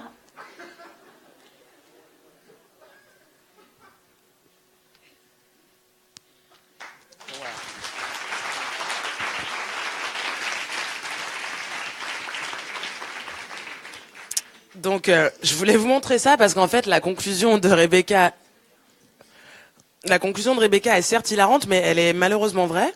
Ça ne fonctionne pas qu'avec les poupées noires, ça fonctionne aussi avec les personnages noirs dans les films et les séries télé. C'est-à-dire que ce sont des personnages complètement creux et dont en fait le gros de leur rôle consiste à être noir. C'est-à-dire que quand j'étais comédienne, par exemple, j'ai commencé à passer des auditions. Et puis très rapidement, je passais des auditions qui sont des espèces de mono-auditions où alors je devais faire droguée, prostituée, stripteaseuse, nana qui sort ou qui va en prison. On me demandait de parler avec l'accent. C'était des histoires et souvent le personnage s'appelait Fatou, Fati, Fata. C'était vraiment, mais vraiment, il y avait une variation qu'à un moment donné, tu te dis, il change même plus le prénom. Donc c'était vraiment un truc où t'es là genre bon ok et puis du coup j'appelle mon agent un jour en lui disant écoute Jeanne arrête de m'envoyer sur des castings de noirs, je veux passer des castings normaux, est-ce que tu peux m'envoyer sur tous les castings? Et là elle me dit mais Amandine moi j'envoie quand c'est écrit recherche jeune femme 18-25 ans mais on ne me répond que si c'est spécifié dans le scénario que le personnage est noir et si c'était spécifié dans le scénario que le personnage était noir ben c'était le type de rôle que je vous ai énoncé juste avant. Et donc ça pour moi c'est un vrai enjeu, c'est-à-dire cette absence de complexité. C'est même pas simplement l'absence de représentation aussi, parce que si on est là pour être caricaturé ou pour être des coquilles vides, c'est-à-dire qu'il n'y a pas de complexité dans nos personnages. Quand on a un personnage noir au cinéma, dans la grande majorité des cas, c'est quelque chose d'unidimensionnel. Alors, soit effectivement, selon votre morphologie, vous êtes grande et mince et on va vous mettre plutôt du côté bombe sexuelle, etc. Soit vous êtes plutôt grosse et alors là, vous faites infirmière, bonne copine, parce qu'il y a ça aussi. Alors après, ça marche pour toutes les femmes. C'est-à-dire qu'il y a des emplois et les emplois, ils sont liés à votre morphologie. Et effectivement, pour les femmes, c'est très intense de quel type de morphologie aura quel type de rôle. Et effectivement, plus on s'éloigne des critères de beauté, et moins nos rôles sont complexes. Mais pour les femmes noires, vient s'y ajouter en plus un stigmate social. C'est-à-dire que c'est pas juste le rôle de bonne copine, mais alors si possible, soit avec un accent, soit qui est un peu comme ça là pour être rigolote. C'est les rôles vraiment unidimensionnels. Et puis c'est ce qui fait que du coup j'aurais pu le mettre aussi, mais j'avais tenté de demander à tout le monde de me citer 5 comédiennes noires françaises, et ça a été quand même relativement un fiasco. Une des seules personnes qui est arrivée dans cette salle aujourd'hui, c'était Maboula, qui était arrivée à au moins 4, je crois. Mais donc voilà, il y a aussi cet enjeu-là, encore une fois, nous ne sommes même pas capables nous-mêmes, d'ailleurs vous m'avez vu tout à l'heure en train de galérer pour trouver le nom des 2 productrices noires en télé en France, de savoir qui ont été des actrices noires françaises connues, qui est-ce qu'il y a aujourd'hui, quel type de rôle elles ont eu. Même si on connaît leur nom, est-ce qu'on est capable de citer un film dans lequel on a vraiment été marqué par leur performance? Alors que moi, je peux vous citer plein de films où j'ai été marqué par la performance de Whoopi Goldberg, par exemple. Ça, j'ai aucun problème à le faire.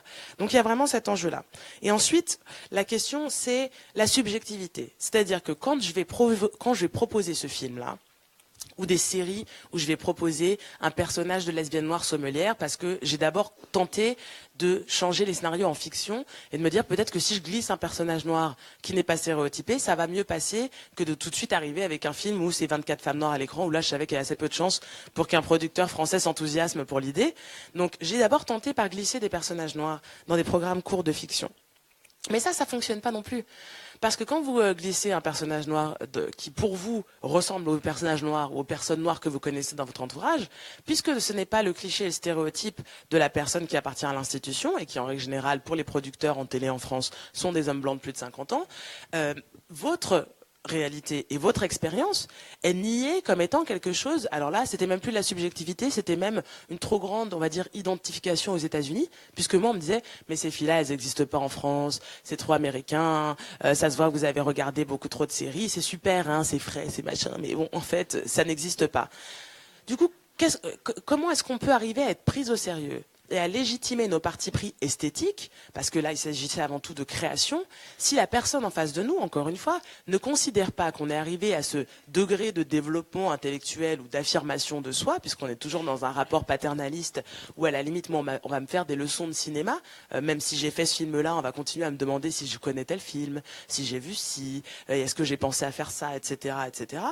Donc, comment est-ce qu'on arrive ensuite à être pris au sérieux quand on veut affirmer notre subjectivité? Et c'est pour ça que je dis qu'il suffit pas pas de dire on n'a qu'à faire les choses par nous-mêmes, etc., etc.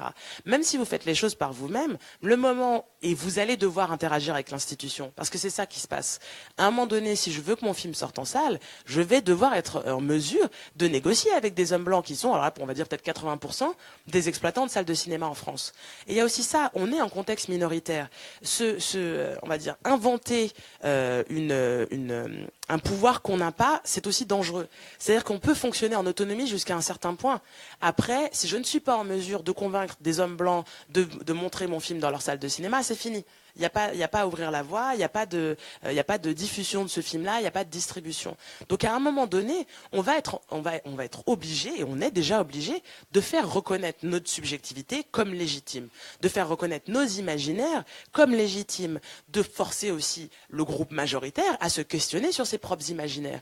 Pourquoi est-ce que des personnes blanches ne pourraient pas s'identifier à des femmes noires pendant 2 heures à l'écran? Est-ce qu'on n'est pas des êtres humains? Je veux dire, si moi j'ai passé ma vie à regarder des films avec des blancs dedans et à m'identifier et à développer un amour pour le cinéma, ça veut dire que moi je suis capable de voir une histoire et de ne pas me dire « Ah, c'est une histoire de famille blanche ». Je me dis bah, « C'est une histoire de famille, c'est un drame familial ». Pourquoi quand moi je pitch un projet de road trip de 3 sœurs qui se retrouvent après la mort de leur mère et qui se trouvent être noires, on me dit « C'est un film de noirs ». Mais pas du tout. C'est un film sur le deuil, c'est un film sur la sororité, c'est un film sur la famille. C'est la personne qui ne voit pas ce film sous cet angle-là qui a un problème et qui doit décoloniser son imaginaire.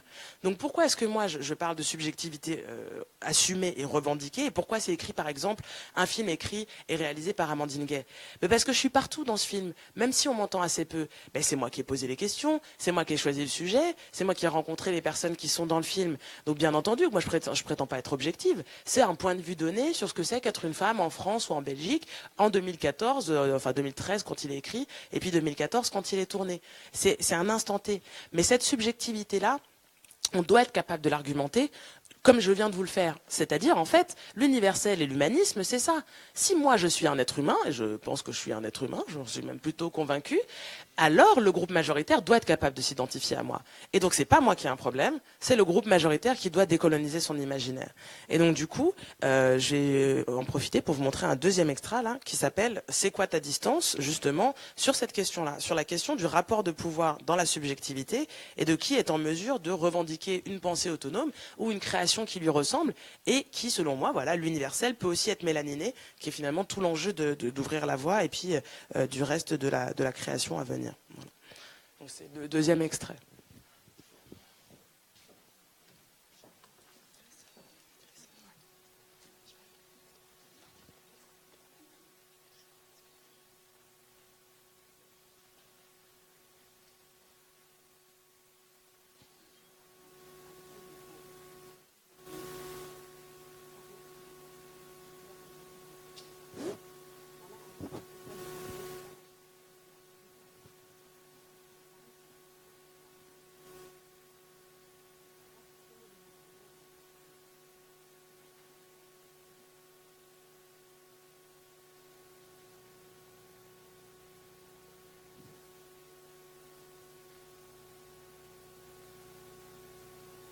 Vous lui montrez.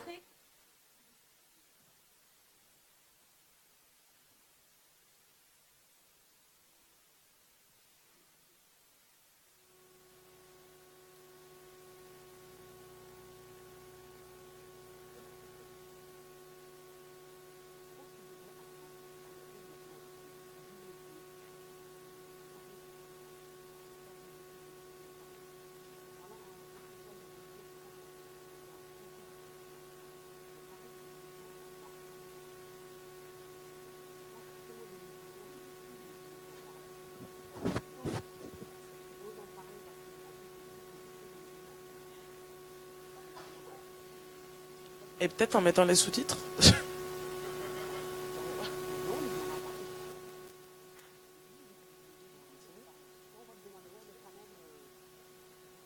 Moi j'entends un son.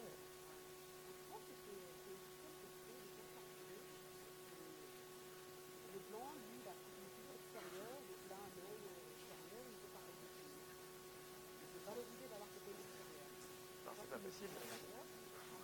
Non, mais en plus ça s'entend.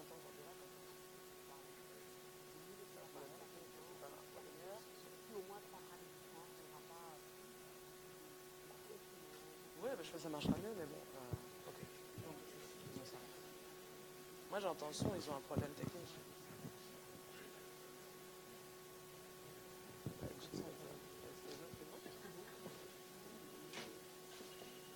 Ben voilà, vous irez le voir sur YouTube, si vous l'avez pas déjà vu. Non, parce que c'est pas dans le film, ça c'est les scènes coupées et les extras. Mais c'est sur YouTube, donc vous pourrez aller le voir. Et d'ailleurs, en plus, vous verrez la photo du film qui est bien plus belle qu'avec le vidéoprojecteur. Donc de toute façon, allez voir les extras sur YouTube, ça leur rendra plus justice d'un point de vue visuel. Donc, bon, de toute façon, voilà, vous aviez compris la subjectivité comme aussi question de rapport de pouvoir et d'autres moyens d'assumer sa narration et de s'assurer aussi d'une représentation qui s'éloigne des clichés, qui se mettent même à avoir un effet de distorsion de la réalité. Il y a donc une duo-narration sur les femmes noires en France. Vous avez deux types de films, les films sur la migration tragique, et donc là ça va être en lien avec beaucoup le mariage forcé, l'excision, etc., etc. Et puis les films sur la banlieue délinquante et souvent aussi tragique quand même. Il y a déjà donc très peu, voire pas de possibilité par exemple de banalisation, comme je vous disais déjà de la présence des Noirs dans un scénario. Pourquoi est-ce que quand c'est écrit Pauline, 24 ans étudiante, ça pourrait pas être moi Pauline? Pourquoi il faudrait forcément que ce soit écrit Fatoumata, 18 ans, fraîchement arrivée du Mali pour un mariage forcé, voilà. Donc il y a cette question-là, déjà, voilà, dans la décolonisation de l'imaginaire et puis dans la subjectivité, mais qui fait qu'à terme, ça crée aussi un déficit de représentation qui fait qu'à plusieurs reprises, à l'issue de mon film, des commentaires sont faits de l'ordre de « oui, mais ce film n'est pas représentatif des femmes noires en France parce qu'elles sont trop diplômées, puis elles sont trop articulées, et ça se voit que c'est des bourgeoises, etc. » Je vous fais une version courte de ce commentaire qui est venu à plusieurs reprises. Et là, quand même, il y a un souci. C'est-à-dire que les dernières statistiques ethniques aux États-Unis montrent que le taux de diplomation le plus élevé, il est chez les femmes noires. Rien ne garantit qu'en France, ce ne soit pas la même chose. Et pourquoi est-ce que quand un film comme Bande de filles est montré, personne ne questionne la subjectivité de la réalisatrice et personne ne se demande si c'est représentatif de la population femme noire en France? Parce que là, ça vient répondre à un cliché. Donc là, tout le monde pense que c'est complètement légitime et tout à fait représentatif, puisque finalement, ça représente ce qu'on s'imagine être les femmes noires. D'autant que c'est quand même assez étonnant, puisqu'en plus, les femmes noires sont souvent représentées à deux âges de la vie, c'est-à-dire l'adolescence ou après les daronnes. C'est-à-dire qu'entre les deux, on ne sait pas ce qui se passe, mais alors on disparaît. Et alors, personne ne se dit, par exemple, que les adolescentes qu'on voit dans Bande de filles, il se peut qu'un certain nombre soient devenues aussi les femmes qui sont dans mon film. C'est-à-dire que tout le monde a une façon de se comporter et de parler quand il est adolescent qui n'est pas la même que celle qu'il a ou qu'elle a à l'âge adulte. Alors moi, j'avoue, j'ai gardé les salopettes. Mais enfin bon, adolescente, j'avais des dreads, je fumais des joints, j'écoutais Trio, parce que voilà, moi j'ai grandi dans une famille blanche, c'est comme ça, voilà.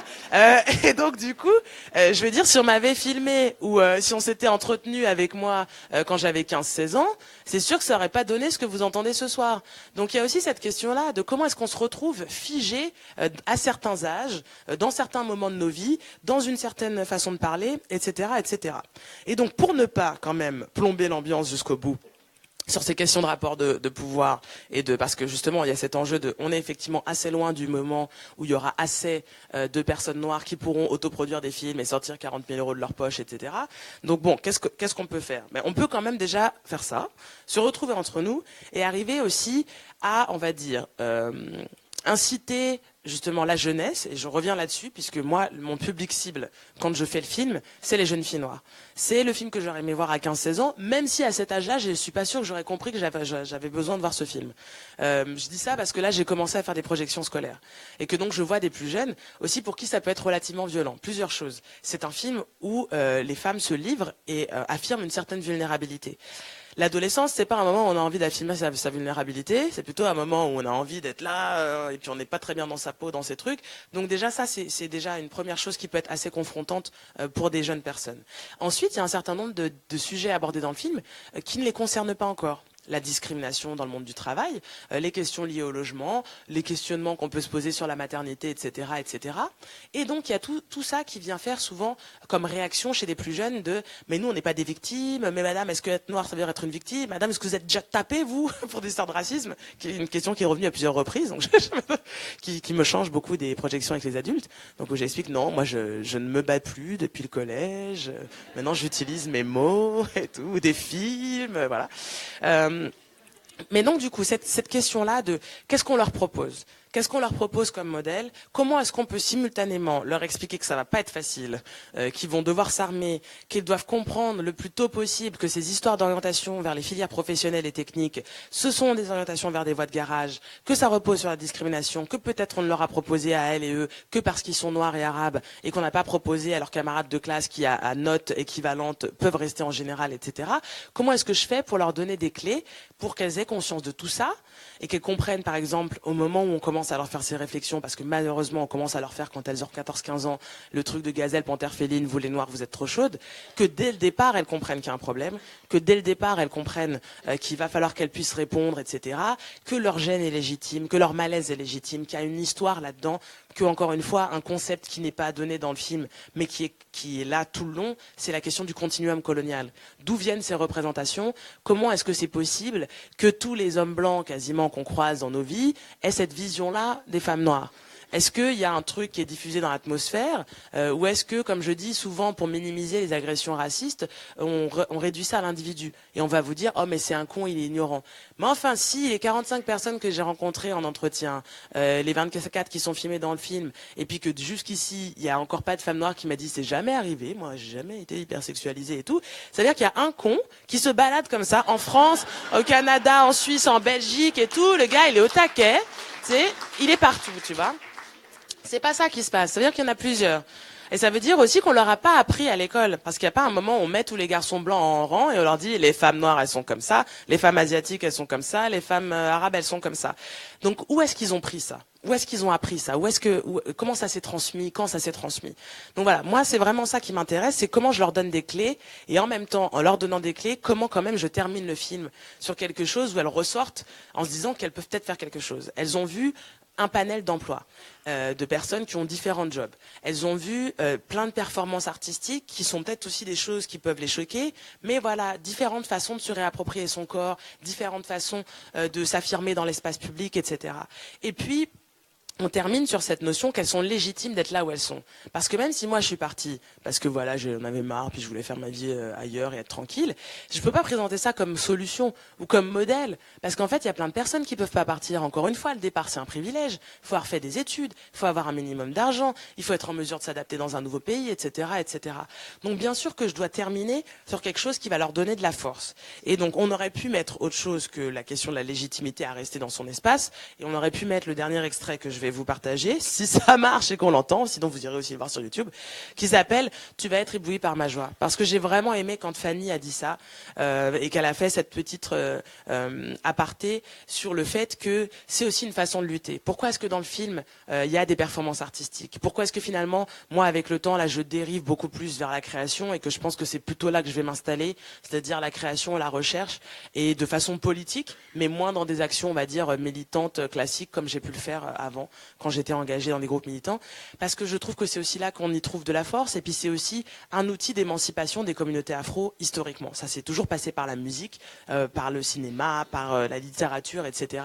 Et donc j'avais vraiment besoin de mettre ça aussi, du fait que notre résilience, elle passe par ça, elle passe par la création, elle passe par la joie, mais pas une joie niaise de banania, les noirs sont toujours contents, c'est la joie de la résilience et du surpassement de tout ce qui nous arrive. Quand il nous reste plus rien, ben ce qui nous reste, c'est l'humour, ou ce qui nous reste, c'est la musique, ou ce qui nous reste, c'est de danser, ou en tout cas de se balader la tête haute et de faire front à ces agressions, même si on est quand même affecté, et c'est bien pour ça aussi que dans le film on parle de dépression. Donc voilà, je vous termine avec ça, puis je vous remercie pour votre attention.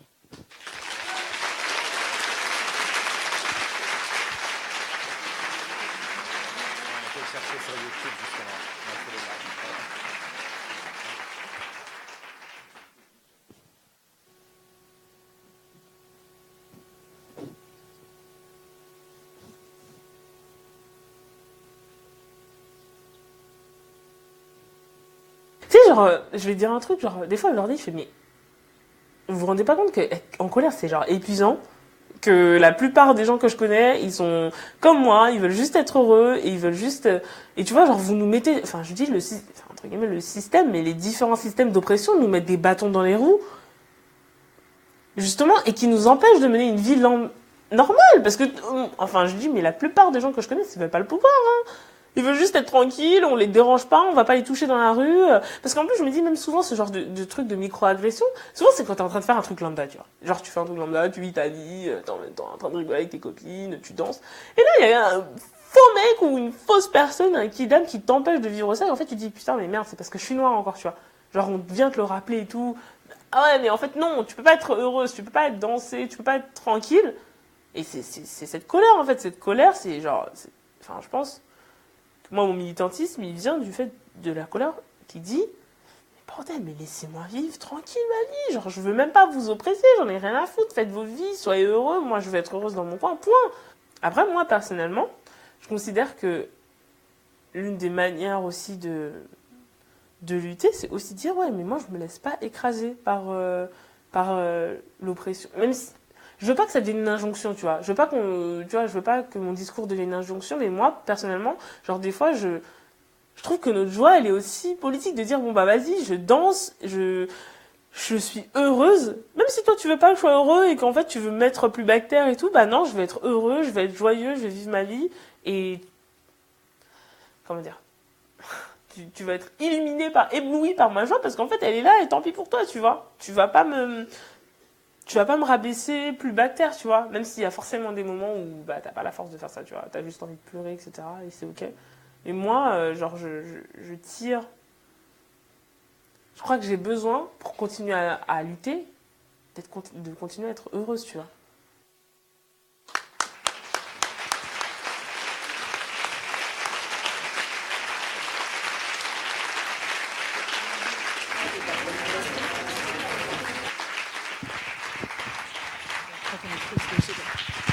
Merci Amandine pour ces mots.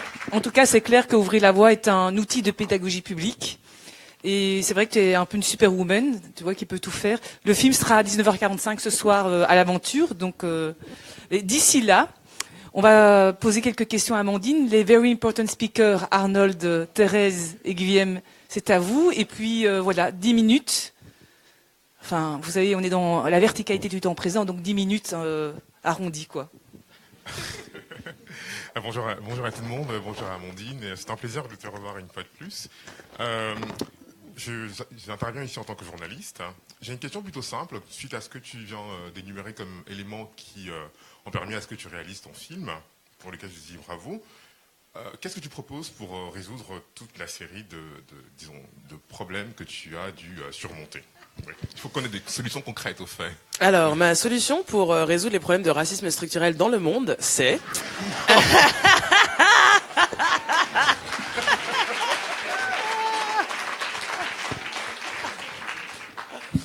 Eh ben écoute, j'en ai pas. Moi, ce que je dis souvent, déjà, j'ai fait un film, t'as vu ?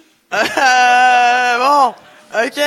Alors après, pour le reste, non. Moi, ce que je dirais, c'est qu'on pourrait un peu s'inspirer de ce qui se fait ailleurs et qui a l'air de fonctionner. Exemple, les BBC Targets. Donc, c'est les cibles chiffrées, donc des quotas que la BBC a mis en place depuis un certain nombre d'années.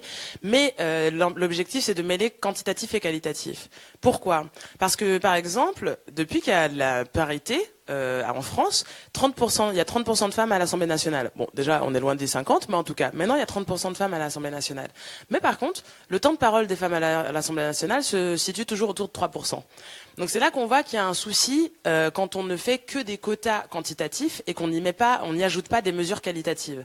Parce qu'on peut faire rentrer plus de diversité, j'aime pas ce mot, mais enfin on va dire, on peut développer la mixité raciale, on peut développer la mixité de genre, on peut développer la mixité en règle générale et la pluralité de points de vue, mais qui parle, par exemple ? Qui a pris l'habitude de prendre la parole en public ? Qui se fait siffler quand elle met une robe à fleurs ? Etc., etc. Donc du coup, la question, c'est vraiment qu'on a besoin de qualitatif. Et donc, les cibles de la BBC, c'est de travailler sur 3 critères de discrimination clairs, qui sont la race, le genre et le handicap. Et je sais pas, peut-être la classe, peut-être il y en a 4. En tout cas, je suis sûre qu'il y a race, genre et handicap.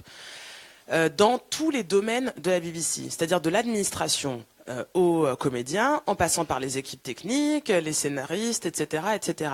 L'objectif étant ce que j'ai dit un peu au début, c'est que si on se met juste à colorier les castings, il y a peu de chances que ça change vraiment les narrations. Si par contre on fait évoluer l'institution dans son ensemble et qu'on se met à avoir une politique de recrutement globale d'équipes mixtes, là ça peut changer quelque chose. Et c'est pour ça que la télévision publique anglaise ne ressemble pas à la nôtre. C'est parce qu'il y a une politique depuis, je pense, une bonne quinzaine d'années, et qui est aussi une politique pragmatique, c'est-à-dire qu'il s'auto-évalue à intervalles réguliers, tous les 3 à 5 ans, quelque chose comme ça. Le BBC Target s'est expliqué sur leur site internet. Moi, je ne connais pas tout par cœur, mais vous pouvez aller voir comment ça fonctionne. Moi, je donne souvent le contre-exemple dans l'industrie du cinéma française, qui est le Fonds Image de la Diversité. Alors, le Fonds Image de la Diversité travaille sur 2 critères de discrimination, pas très clairs. Les personnes issues de l'immigration vivant dans des zones et tout. Ça pour pas dire qu'ils travaillent sur la race, ok? Donc c'est un truc qui dure genre 4 lignes. Et t'es là genre mec, bon. Et après ils travaillent sur le genre. Donc déjà le handicap ça en fait même pas partie, comme ça c'est bien, on réfléchit même pas sur le sujet. Ensuite ça existe depuis 2007 le Fonds Image de la Diversité. À ce jour il n'y a pas eu d'audit. Donc ça fait 10 ans qu'on a un programme qui est censé amener une meilleure représentation des minorités à l'écran. Bon, ça fait 10 ans que ça marche pas. Je veux dire, il y a une espèce de daube sur les Roms qui est sorti il y a pas très longtemps, des trucs, mais d'un racisme, d'un sexisme confondant, etc. Mais on s'évalue même pas. On se demande même pas si le programme il fonctionne. On n'élargit pas les critères de discrimination.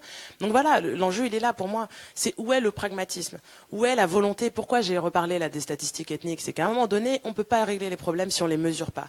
Et sinon, on se retrouve dans une bataille d'opinion. Moi, je vais dire, je pense que le taux de diplomation chez les femmes noires est très élevé en France. C'est mon opinion. Et il y a quelqu'un qui va dire, moi, je pense que les femmes noires elles font pas d'études et que les seules qui parlent machin, c'est des bourgeoises. C'est une autre opinion. On ne sait pas ce qui est le cas.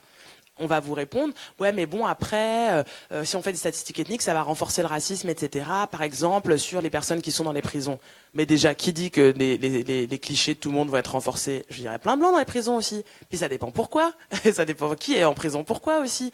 Donc du coup, il y a aussi cette question-là on part déjà du principe que les statistiques ethniques vont renforcer les clichés. Mais c'est pas certain.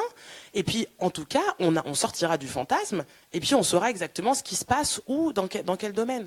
Donc moi, c'est juste ça. Je pense déjà qu'on n'est même pas au stade où on a thématisé tous les enjeux, c'est-à-dire est-ce qu'on se dit qu'on va travailler sur race, classe, genre, handicap, par exemple, sur la représentation dans le monde de l'audiovisuel. On n'est même pas au stade où on a mesuré les problèmes. Donc alors avant de commencer à proposer des solutions, on est un peu loin, quoi. C'est ça qui se passe. On n'est même pas dans la phase de travail préalable qui permet de proposer des solutions. Parfait. Une dernière question. Une petite question. Après avoir regardé le film, je voudrais savoir si vous ne pensez pas que vous cloisonnez un peu le débat de l'animalisation et de l'hypersexualisation des femmes noires à la seule responsabilité des hommes blancs. Est-ce qu'il ne faudrait pas ouvrir de pareils débats aussi dans les communautés noires? Oui, je veux dire, de toute façon, alors, autre chose que je dis souvent, ce film s'appelle Ouvrir la voie, il s'appelle pas un portrait exhaustif de toutes les femmes noires de France et de Belgique. Et donc pas non plus un portrait exhaustif de tous les problèmes qu'on peut rencontrer dans toutes les communautés. Il y a plein de choses qui pourraient être développées et qui sont dans le film ou qui n'y sont pas. Déjà, je veux dire, un film pourrait être fait intégralement sur les mêmes thématiques par rapport aux hommes noirs. Une chose que j'ai choisi de ne pas développer dans le film pour des raisons politiques, c'est que c'est aborder les tensions intracommunautaires et les problèmes qu'il y a dans nos communautés, donc y compris la misogynie noire, etc. C'est abordé dans le film. Mais puisque c'est un film qui avait vocation à être grand public dès le départ en le mettant sur YouTube, et que je sais pertinemment que les questions d'aborder le patriarcat noir dès que ça arrive dans le mainstream, c'est-à-dire dans le monde blanc, sont instrumentalisées pour stigmatiser les hommes noirs ou arabes, etc. Donc du coup, moi, je suis la première à parler de ça.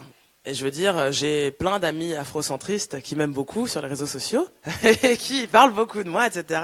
Donc voilà, je veux dire, l'objectif aussi, c'est d'arriver à toujours marcher sur cette ligne qui est très ténue et très complexe à naviguer. Parce que moi, je ne veux surtout pas faire ce que font certaines personnes qui intiment aux femmes racisées de se taire pour ne pas mettre en danger leur frère. Moi, j'ai un frère, machin et tout. Mon frère, il faut qu'il change aussi. Je veux dire, il y a un moment donné, on va pas s'auto-servir en tant que communauté si on ne demande pas aux hommes de nos communautés aussi de se réformer et de réfléchir à comment ils se comportent, et ils sont tout autant concernés par les enjeux liés au patriarcat que les hommes blancs. Mais d'un autre côté, on est dans des sociétés racistes. On est dans des sociétés qui s'attaquent principalement aux hommes noirs et arabes. Donc on sait pertinemment, en tant que femme racisée, quand on prend la parole publiquement et qu'on est qu'on est entendu, parce que moi je veux dire maintenant ça va, je veux dire on m'entend, je sais pertinemment que mon discours va avoir un impact. Donc je dois faire attention. Donc je veux pas que ce qui prenne le pas sur mon film, qui est avant tout un moment d'expression des femmes noires, devienne automatiquement une entreprise de dénigrement des hommes noirs. Donc c'est une ligne qui est très ténue, parce qu'on parle des enjeux dans le film, mais moi je pense qu'il y a encore plein de choses dont on a besoin de parler au sein de nos communautés, sinon c'est immédiatement récupéré comme une excuse pour dire regardez, c'est elles qui le disent. Les premières à le dire, c'est elles. Et donc du coup après, t'es dans ce problème hyper complexe. Mais oui, on doit parler de ça, je veux dire c'est abordé dans le film, mais c'est sûr que j'ai pas mis le focus dessus, parce que je savais que ça allait dérailler la conversation. Et mon objectif, et c'est d'ailleurs ce qui s'est passé, c'était qu'on ne puisse pas faire de faux débats autour de mon film. C'est quand même une prouesse que du magazine de la CGT à Paris Match, en passant par les cahiers du cinéma, il n'y ait pas eu une critique qui parle du film communautariste, qui parle du racisme anti-blanc, qui parle etc., etc. Ça, c'est des choix de montage. C'est vraiment, il y a eu un travail monstrueux de fait sur on gomme les aspects polémiques tout en gardant la dimension politique. Ça nous a pris du temps. Hein, parce qu'il y a plein de choses aussi où même moi j'avais envie de le mettre. Des fois j'ai envie de me faire un petit plaisir, tu vois. Il y a une fille qui dit un truc et j'ai trop envie de mettre un truc où c'est genre bim dans ta face. Mais je sais que si je fais ça, tu vois, ça va me couper plein de trucs. Par exemple, les diffusions scolaires, ça allait être mort. Et donc du coup, si mon objectif c'est d'aller montrer le film à des jeunes filles noires, bah il y a des choses que je mets pas dans le film. Et puis après, l'objectif, c'est qu'il y ait d'autres films, c'est qu'il y ait des livres, enfin, je veux dire, encore une fois, c'est que ça soit le début de quelque chose. Ça s'appelle ouvrir la voie. Moi, j'espère que ça va donner envie à des filles noires, à des garçons noirs, à plein d'autres gens, d'autres communautés, de faire leurs films, de se raconter, d'aller en détail. Et donc peut-être que quelqu'un va aborder les rapports entre hommes et femmes noires dans nos communautés en France. Ça pourrait être aussi un autre film ou un livre ou n'importe quoi. Je veux dire, l'idée, c'est ça, c'est que ça se multiplie. Mais là, c'était un premier qui a déjà qui a une charge émotive assez forte, et j'avais pas envie que la conversation déraille. Voilà.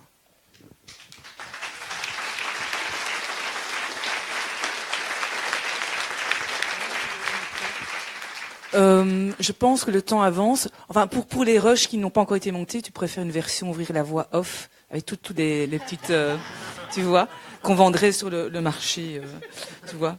Je pense que le temps avance, ou bien on prend encore une salle de 3 questions et puis on passe à, on n'a que notre prochaine invité. J'attends le feu vert du chef. Ah oui, voilà, Thérèse et Madame. Donc voilà, ici. Donc voilà, je m'appelle Thérèse, je suis aussi comédienne et je voulais vous remercier pour votre film parce que voilà, moi j'ai grandi dans une famille blanche et donc toutes ces questions sur être une femme noire, elles sont arrivées vraiment assez tardivement. Et voilà, en voyant ce film, ça a ouvert quelque chose dans le fait que j'ai pu voir que j'étais pas toute seule avec ces questions. Et ça m'a donné envie d'emmener ma famille et tous mes amis blancs à voir ce film et à comprendre et à pouvoir ouvrir ce débat. Et alors, j'avais une question un peu plus... Est-ce que vous avez des outils ou des ressources pour aborder ces questions-là avec des personnes qui sont plus jeunes, avec des enfants, parce que ça prend aussi racine parfois dans l'enfance ou ces trucs-là. Et comment est-ce qu'on peut aborder ces questions-là avec des enfants, quand on est confronté à des enfants qui arrivent avec des questions par rapport à ça? Alors, merci. Et il y a Dia Clemsimemi qui a monté une initiative là, qui s'appelle Diveka, D-I-V-E-K-A. C'est genre diversité kid. En tout cas, en gros, c'est sur la diversité dans les livres pour enfants. En tout cas, dans les livres jeunesse. Il y a Mrs. Roots qui est dans le film, qui vient de sortir un livre pour enfants qui s'appelle Comme un million de papillons noirs. Mais de toute façon, déjà en allant sur le blog de Dia, Donc Clumsy Mummy, c'est... Et en regardant DVK, il y a plein de, et en suivant Mrs. Roots, il y a vraiment pas mal de personnes là qui se mettent sur la question de la littérature jeunesse, etc., etc. Donc il commence à y avoir aussi un développement de ressources en français, parce que c'est aussi ça l'enjeu, c'est de créer des ressources en français pour que le plus de monde dans nos communautés y ait accès. Donc voilà, c'est en explorant les blogs, etc., qu'on voit des choses, en tout cas qu'on peut trouver des outils, quoi. Ah, j'avais une petite question, bonjour. C'était comment clore les débats une fois qu'on dénonce quelque chose, qu'on nous accuse directement de victimisation, etc. Comment finir avec ça, quoi? Comme quoi on serait capable de voir les choses que par le prisme d'un problème qu'on serait inventé, quoi. Ouais, moi je sais pas. Par exemple, j'ai une approche assez pragmatique, c'est-à-dire que moi j'ai pas vraiment envie d'avoir des débats avec des gens. C'est plus, est-ce que je suis obligée de discuter avec eux pour le travail? Non mais c'est vraiment ça, je veux dire, l'enjeu par exemple, que des personnes pensent que c'est de la victimisation, etc., c'est pas vraiment mon problème. Par contre, comment je fais après pour convaincre un exploitant de cinéma que mon film est universel? Comment je fais pour m'assurer que les médias vont parler de mon film et vont pas dire n'importe quoi et tout? Donc, rentabiliser son énergie, quoi. Ah ouais, c'est ça. En tout cas, moi, faut choisir ses combats. Sinon, là, je suis malade, je suis fatigué et tout. S'il faut commencer à répondre et à convaincre tout le monde, c'est pas possible. En plus que tu fais prendre l'ampleur, plus c'est tout et n'importe quoi. Je veux dire, tout arrive. Je disais le truc des afrocentristes. Moi, un jour, j'ai un mec qui est venu me voir à la fin d'une projection en me disant, bon, moi, je suis venu voir parce que vous savez ce qu'on dit sur vous dans nos milieux et tout. Je dis non, je sais pas. Il me dit, on dit Amandine Gay, la lesbienne perverse nudiste. Je dis, écoutez, je lui dis, écoutez, non, je savais pas, mais bon, je me suis dit, je vais me faire un t-shirt. Mais tu sais, je vais pas commencer. Non, mais quand même, il y a un peu du swag, tu vois. Je me suis dit, bon. Mais tu sais, je vais pas commencer, qu'est-ce que je vais répondre à ça, tu vois? Je peux pas faire un truc en disant, alors, je ne suis pas lesbienne, je suis pansexuelle, je ne suis pas perverse, même si j'aime les... Enfin, toi, c'est bon, ça. Tu vois, c'est pas possible. Donc à un moment donné, moi je me concentre sur le travail en fait. Est-ce que je dois interagir avec les gens? Est-ce que je dois les convaincre pour pouvoir diffuser mon film, pour pouvoir faire une intervention dans un collège, pour pouvoir si je suis forcée à l'interaction, je vais expliquer. Ou alors après, moi j'explique des trucs moi toute seule. J'ai mon blog, j'écris des articles, je fais mes conférences, mais il n'y a pas de débat en fait. Tu vois, sauf comme ça. Mais sinon, j'ai pas le temps. C'est pas possible. Sinon, tu perds ta vie à faire ça. Et surtout, tu fais pas ce que tu as envie. Moi, à un moment donné, je me suis rendu compte que ma vie consistait à répondre aux agressions extérieures et à ne pas travailler sur les sujets qui m'intéressaient. Ça faisait des années que je voulais travailler sur l'adoption. Et en fait, je faisais plein d'autres trucs parce que il y a toujours quelqu'un. Il y a la nana qui avait dit, oui, les femmes qui portent le voile, c'est comme les nègres qui étaient pour l'esclavage. Il y a eu Exhibit B. Tous les jours, il y en a un ou une qui va dire un truc horrible, qui va faire un truc horrible et tout. Si on passe notre temps à faire, des fois, je signe des tribunes, des machins et tout. Mais je pourrais passer ma vie à faire ça. Je veux dire, je dois en recevoir en moyenne 2-3 par semaine d'appels à signature de tribune. Je pense que Maboula et Rokhaya sont bien loin devant les sollicitations de signature de trucs et de participation à des choses collectives. On peut pas. Je veux dire, c'est humainement pas possible. Donc moi, je me concentre sur mon travail et m'assurer que je suis en train de travailler sur un truc qui m'intéresse. Et pas être là en train de répondre aux agressions. Mais ça, c'est ma stratégie, quoi. Merci. Elle est bonne.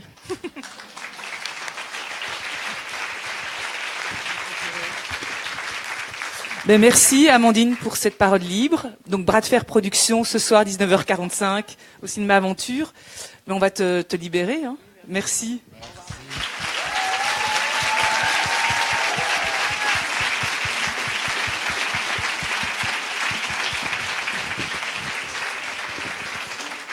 Est-ce que vous allez toujours bien, cher public? Vous tenez le coup? Bon, on invite Kiskeya sur scène. On fera une pause d'ici une vingtaine de minutes. On accueille une militante belge, Kiskeya.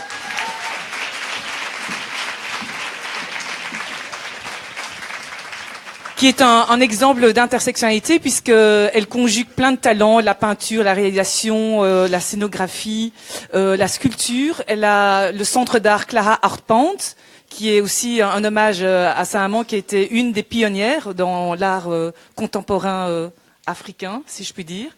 Et elle a réalisé 2 courts-métrages, dont le dernier qui s'appelle 2 filles. Et on t'invite aujourd'hui pour parler de Extra Nostro, qui est la toute première web-série afro-queer francophone, dont on verra en exclusivité un extrait. C'est une grande timide, sous ses allures flamboyante. Donc elle va nous parler de son parcours d'artiste militant, de la situation des homosexualités noires à l'écran et aussi de ta série Extra Nostro. Bienvenue. Merci, bonsoir.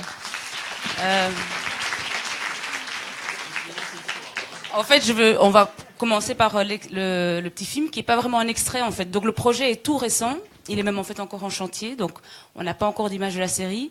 Mais comme il y avait cet événement ce soir, on s'est dit qu'on allait essayer avec des images qui ne sont pas toujours au top qualité, mais de vous donner un peu un aperçu de là où on se dirige, et après je vais en parler.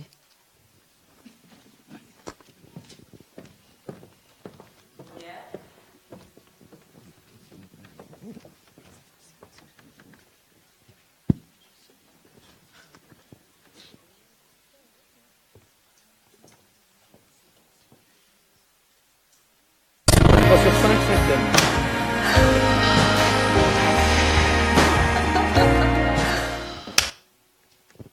Bonjour, je suis Kiskeya, réalisatrice, productrice.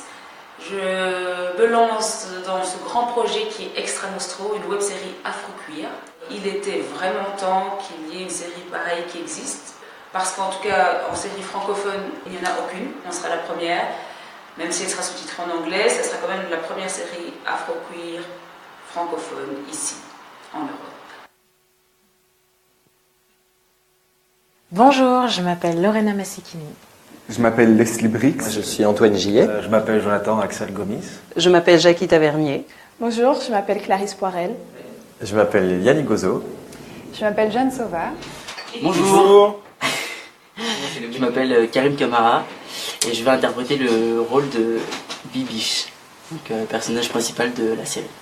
Personnage principal. Les deux personnages principaux de la série. Bonjour, je m'appelle Hakim Tivuku et je vais incarner Alex. C'est pas Taivoku. Ouais, Taivoku. Hakim Taivoku. Alors, quel rôle interprétez-vous dans la série Extra Nostro? Donc Marc, c'est un jeune chef d'entreprise qui a monté assez jeune son agence de voyage. Et donc très bon ami à Bibiche, qui est venu beaucoup l'aider, qui l'a beaucoup soutenu au début de l'entreprise. Et puis il engage une bonne partie de tout ce petit monde, d'une bonne partie des personnages. Je vais interpréter le rôle de Maddox. Alors Maddox, c'est le meilleur ami de Bibiche, c'est le fou de la bande. Maddox, c'est l'excentrique du groupe, qui met de l'ambiance dans l'agence. Laura est nouvelle, se recherche et pendant tout le long de la série, elle va être un peu en retrait pour un peu observer et en même temps s'observer par rapport à son comportement avec les autres. Que retrouvons-nous justement dans ce monde? Comment se décline l'histoire? Dans quel univers voulez-vous nous emmener? Donc à la base c'est vraiment une petite comédie romantique. Le décor principal, c'est une agence de voyage, Gay Friendly, où on va retrouver les personnages principaux qui travaillent ensemble. Et là-dedans, il y a vraiment une diversité de personnages, d'origine, d'orientation sexuelle, de genre. Mais les vrais personnages principaux et l'histoire, l'intrigue se passe autour d'une relation entre deux hommes noirs africains. Le rapport entre les deux personnages... Complexe. Très complexe. Lent. Il y a beaucoup d'hésitation, il y a beaucoup de suspense. Vic, c'est l'ex de Babette. Elles entretiennent une relation pas très claire, plutôt ambiguë. Voilà. Babette, elle a beau essayer d'aller voir ailleurs, ça ne change rien. Voilà, donc j'ai un charme qui opère finalement encore. C'est ça. Un charme naturel. Alors je vais jouer le rôle de Sandrine. Sandrine, c'est une employée de l'agence Rainbow Trip. Ils ont une relation spéciale avec Bibiche parce que quand Alex va arriver, ils vont être un peu en concurrence car elle est secrètement amoureuse d'Alex. Donc on va voir ce qui va se passer à ce moment-là. Il y aura tendresse, qui sait, peut-être plus tard. Amour, on ne sait pas. On ne peut pas dire. On peut pas dire. On peut pas trop parler, mais en tout cas, ça promet d'être savoureux. Ouais, savoureux, c'est un bon mot. Pensez-vous que le cinéma, les médias, les films et séries représentent assez de personnages LGBT noirs? Et avez-vous des exemples à donner? Moi, je suis très heureux de faire partie d'un projet tel que celui-ci parce que voit de plus en plus de séries avec des personnages, ou même des films avec des personnages homosexuels, mais il n'y a pas assez encore de représentation de personnages noirs, homosexuels. Pourtant, il y en a, comme dans toutes les ethnies et comme partout. Avec Extra Nostro, j'ai vraiment voulu porter à l'image cette communauté LGBT noire. Voilà, je trouvais que c'était important. Je trouvais que c'était aussi important de l'amener à l'image de façon positive, joyeuse, légère, amoureuse. Ça, c'est vraiment le but parce que je sens vraiment un vent d'homophobie qui remonte très très très très fort dans les pays africains et du coup qui se fait ressortir dans la diaspora aussi. Et donc, voilà, c'est avant tout ça, c'est montrer que ces jeunes hommes et femmes sont là, existent, ont le droit d'exister, sont beaux, sont amoureux, tout ça, c'était ça, c'est ça Extra Nostro. J'ai pas souvent vu des homosexuels, une communauté LGBT noire à l'écran, à part peut-être dans Moonlight, super film d'ailleurs. Et donc là, ça change une série, donc une web-série, comique, drôle. Je suis contente de faire partie de ce projet pour toutes ces raisons. Pour le propos, pour le scénario qui est hyper chouette. On s'est dit que ça allait peut-être être difficile de passer par des canaux, on va dire, classiques de subvention dans un premier temps. Et donc, on se lance dans une campagne de crowdfunding pour mettre sur pied la première saison. Voilà, c'est une saison de 5 épisodes, de 15 minutes chacun, donc c'est une saison pilote. Et pour faire cette saison, on compte vraiment sur les gens qui, justement, sont déjà au courant de cette situation difficile de l'homophobie dans les familles africaines, qui comprennent le pourquoi de la série, pourquoi elle doit exister, pourquoi elle doit être là. Et donc, je pense qu'il y a assez de gens pour ça et qui vont pouvoir soutenir ce crowdfunding qui va nous permettre de faire la saison pilote. Et après, dans un second temps, ben là, voilà, on aura un résultat concret. On aura des répercussions, on espère, et on va voir comment continuer et pouvoir faire les saisons d'après. Et la campagne commencerait quand? Vous avez déjà des dates, un programme? Oui. Donc le tournage de la série sera en avril 2018 et on lance avec une soirée de lancement, justement le 10 février, on lance la campagne de crowdfunding pour faire cette saison. Je pense que c'est important de montrer une plus grande diversité et c'est ce qu'on va faire. À travers des personnages blancs, noirs, hétéros, lesbiens, homosexuels, peu importe.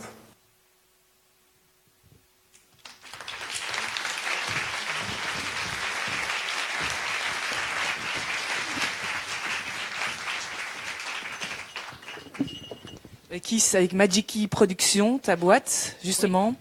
Le crowdfunding, c'est une volonté de prendre d'autres circuits de financement que ceux classiques. Oui, voilà, parce que c'est un sujet quand même un peu, pas évident. Par rapport à ce que disait tout à l'heure Amandine, évidemment, je me retrouve là-dedans aussi. Ça fait quand même quelques années que je fonctionne en solitaire et dans l'ombre, et voilà, je crois que ça peut encore continuer un petit temps. Et mais on y croit quand même. Donc l'idée, c'est que peut-être qu'en montrant une première saison, en montrant l'impact que ça peut avoir sur des gens, on pourrait quand même essayer de quand même suivre les canaux plus officiels de subvention. Ton parcours artistique aussi. Voilà. Donc je vais commencer. J'ai mon copion. Donc au niveau artistique, j'ai commencé par l'art plastique, donc peintre et sculpteur. Ça m'a permis, dans un premier temps, de simplement m'exprimer moi, en tant que femme, mon ressenti. De là, je suis passée par la danse, l'écriture. Donc c'était toujours encore dans un travail plus personnel et d'introspection. Et forcément, avec le temps, envie de m'exprimer sur la condition de la femme sur les autres discriminations. Donc je parle beaucoup dans mes films, dans mes textes, dans ma peinture toujours d'ailleurs, de travail contre toutes les discriminations, donc principalement sexisme, homophobie, racisme. Et donc voilà, et petit à petit, avec l'écriture, la mise en scène d'abord, donc travailler sur la scène d'abord, et puis les films, et puis j'en ai fait 3, pas 2. Donc voilà, j'ai fait 3 films. J'essaye toujours, là c'est très particulier parce que ça va vraiment se passer dans un milieu complètement LGBT, QI, mais j'essaye en général de toute façon de justement pour normaliser les personnages LGBT, de les placer dans tous les films sans que ce soit la problématique non plus de mes films, quoi. Simplement les mettre dans le paysage général. Mais voilà, mais avec Extra Nostro, là je voulais aller vers quelque chose de plus précis, pas seulement au niveau de faire passer des messages ou d'en parler, mais simplement aussi pour que des jeunes puissent s'identifier. Donc je voulais créer ce monde, comme j'ai dit, drôle, amoureux, voilà. Et là, tu voulais aussi toucher un mot sur la situation des homosexualités noires à l'écran. Et voilà, pour montrer qu'est-ce qui t'a motivé à ce projet Extra Nostro. Alors, déjà, il faut savoir que j'ai déjà un long métrage sur ce sujet qui est écrit. Mais là, un long métrage, c'est un long processus. Donc déjà, au niveau de l'écriture, trouver par contre des subventions, tout ça. Et là, j'avais envie de travailler sur un média beaucoup plus accessible et immédiat. Et aussi avec lequel on peut évoluer avec les retours, puisque dans les séries, en écrivant d'épisodes, enfin de saison en saison, on peut aussi s'inspirer du retour du public, des faits de société, voilà, et politiques qui arrivent.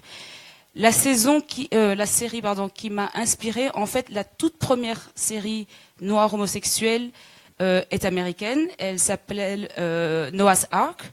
Et donc, voilà, c'était en 2005. Et elle a été diffusée sur une chaîne Logo, qui est une chaîne LGBT américaine. C'est d'ailleurs la seule qui était vraiment en télévision, parce qu'après, heureusement, grâce à YouTube, il y en a quand même quelques-unes qui sont nées. Mais Noah's Ark a été créé par Patrick Ian Polk, qui a fait 3 saisons, et qui a terminé par un long métrage où les personnages se marient. Et après, il a fait des longs métrages, voilà. Et puis, il y a eu un gros vide. Et maintenant, il commence à y avoir quelques séries. Enfin, il y en a quand même quelques-unes. Si vous voulez, si vous voulez savoir certains noms, après certains titres. Mais c'est un peu moins pour la plupart pour l'instant professionnel, parce que c'est beaucoup de gens qui se débrouillent eux-mêmes. Il y en a beaucoup qui s'arrêtent en cours de route. Et surtout, pour l'instant, ce n'est que aux États-Unis. Mais donc la soirée du 10 février, ce sera la soirée d'appel de lancement des fonds, et aussi il y aura en présence de toutes ces grandes personnalités là. Oui, voilà. Il faut dire aussi que justement par le sujet, c'était pas évident de faire le casting, parce que la raison pour laquelle je fais la série, c'est ce qui m'a amené aussi des bâtons dans les roues, c'est que j'ai eu du mal à trouver des hommes noirs, acteurs, bons, qui voulaient bien jouer des homosexuels à l'écran. Donc c'était compliqué. Donc mon casting finalement, il est entre Paris et Bruxelles. Voilà, ça c'est pour l'anecdote. Et donc ils vont tous débarquer, enfin les Parisiens puis les Belges sont déjà là. On va faire une soirée le 10 février, qui est aussi, donc comme je disais tout à l'heure, on est en chantier là. Donc tout se lance, la préparation du tournage, la préparation du crowdfunding. Mais donc c'est prévu quand même, voilà, on a notre petit planning. Le 10, on va faire cette soirée où les acteurs seront là, où la production, nous on parlera de l'expérience. Aussi il y aura un défilé, parce que je suis en train de créer des partenariats avec des créateurs, stylistes. Donc chaque personnage sera habillé par un styliste différent. Donc voilà, tout ça va se mettre en place et ça va être diffusé sur Facebook et tout ça. Mais toujours ce bouillonnement artistique, Kiss. Est-ce que le public souhaite poser quelques questions avant la pause? Thérèse, Guyem et Arnold. Arnold, tu as l'air en forme. Une question, hein, pas deux. Félicitations pour votre projet, d'abord, et du courage à vous. Vous avez parlé tout à l'heure de discrimination qui me semble avoir été au cœur de votre création artistique. Je voudrais savoir s'il serait faisable, ou du moins possible à votre sens, de présenter des personnages noirs à l'écran hors du spectre de la discrimination. J'ai un peu l'impression qu'on présente toujours les noirs à travers la discrimination. Non, là c'est parce qu'on est dans le débat en coulisses, je dirais, de la série, mais c'est pas ce qui va être visible à l'écran. C'est ça que ça va vraiment être une série légère, avec des jeunes qui parlent de tout de rien, qui sortent. Je ne veux pas justement parler des problématiques à l'intérieur de la fiction. Voilà. Après, les raisons pour lesquelles je monte la série, c'est ça.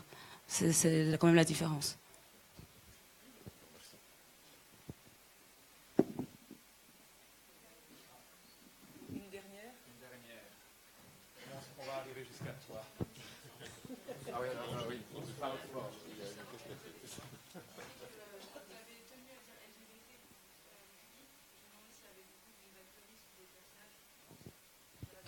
Pas dans la première saison.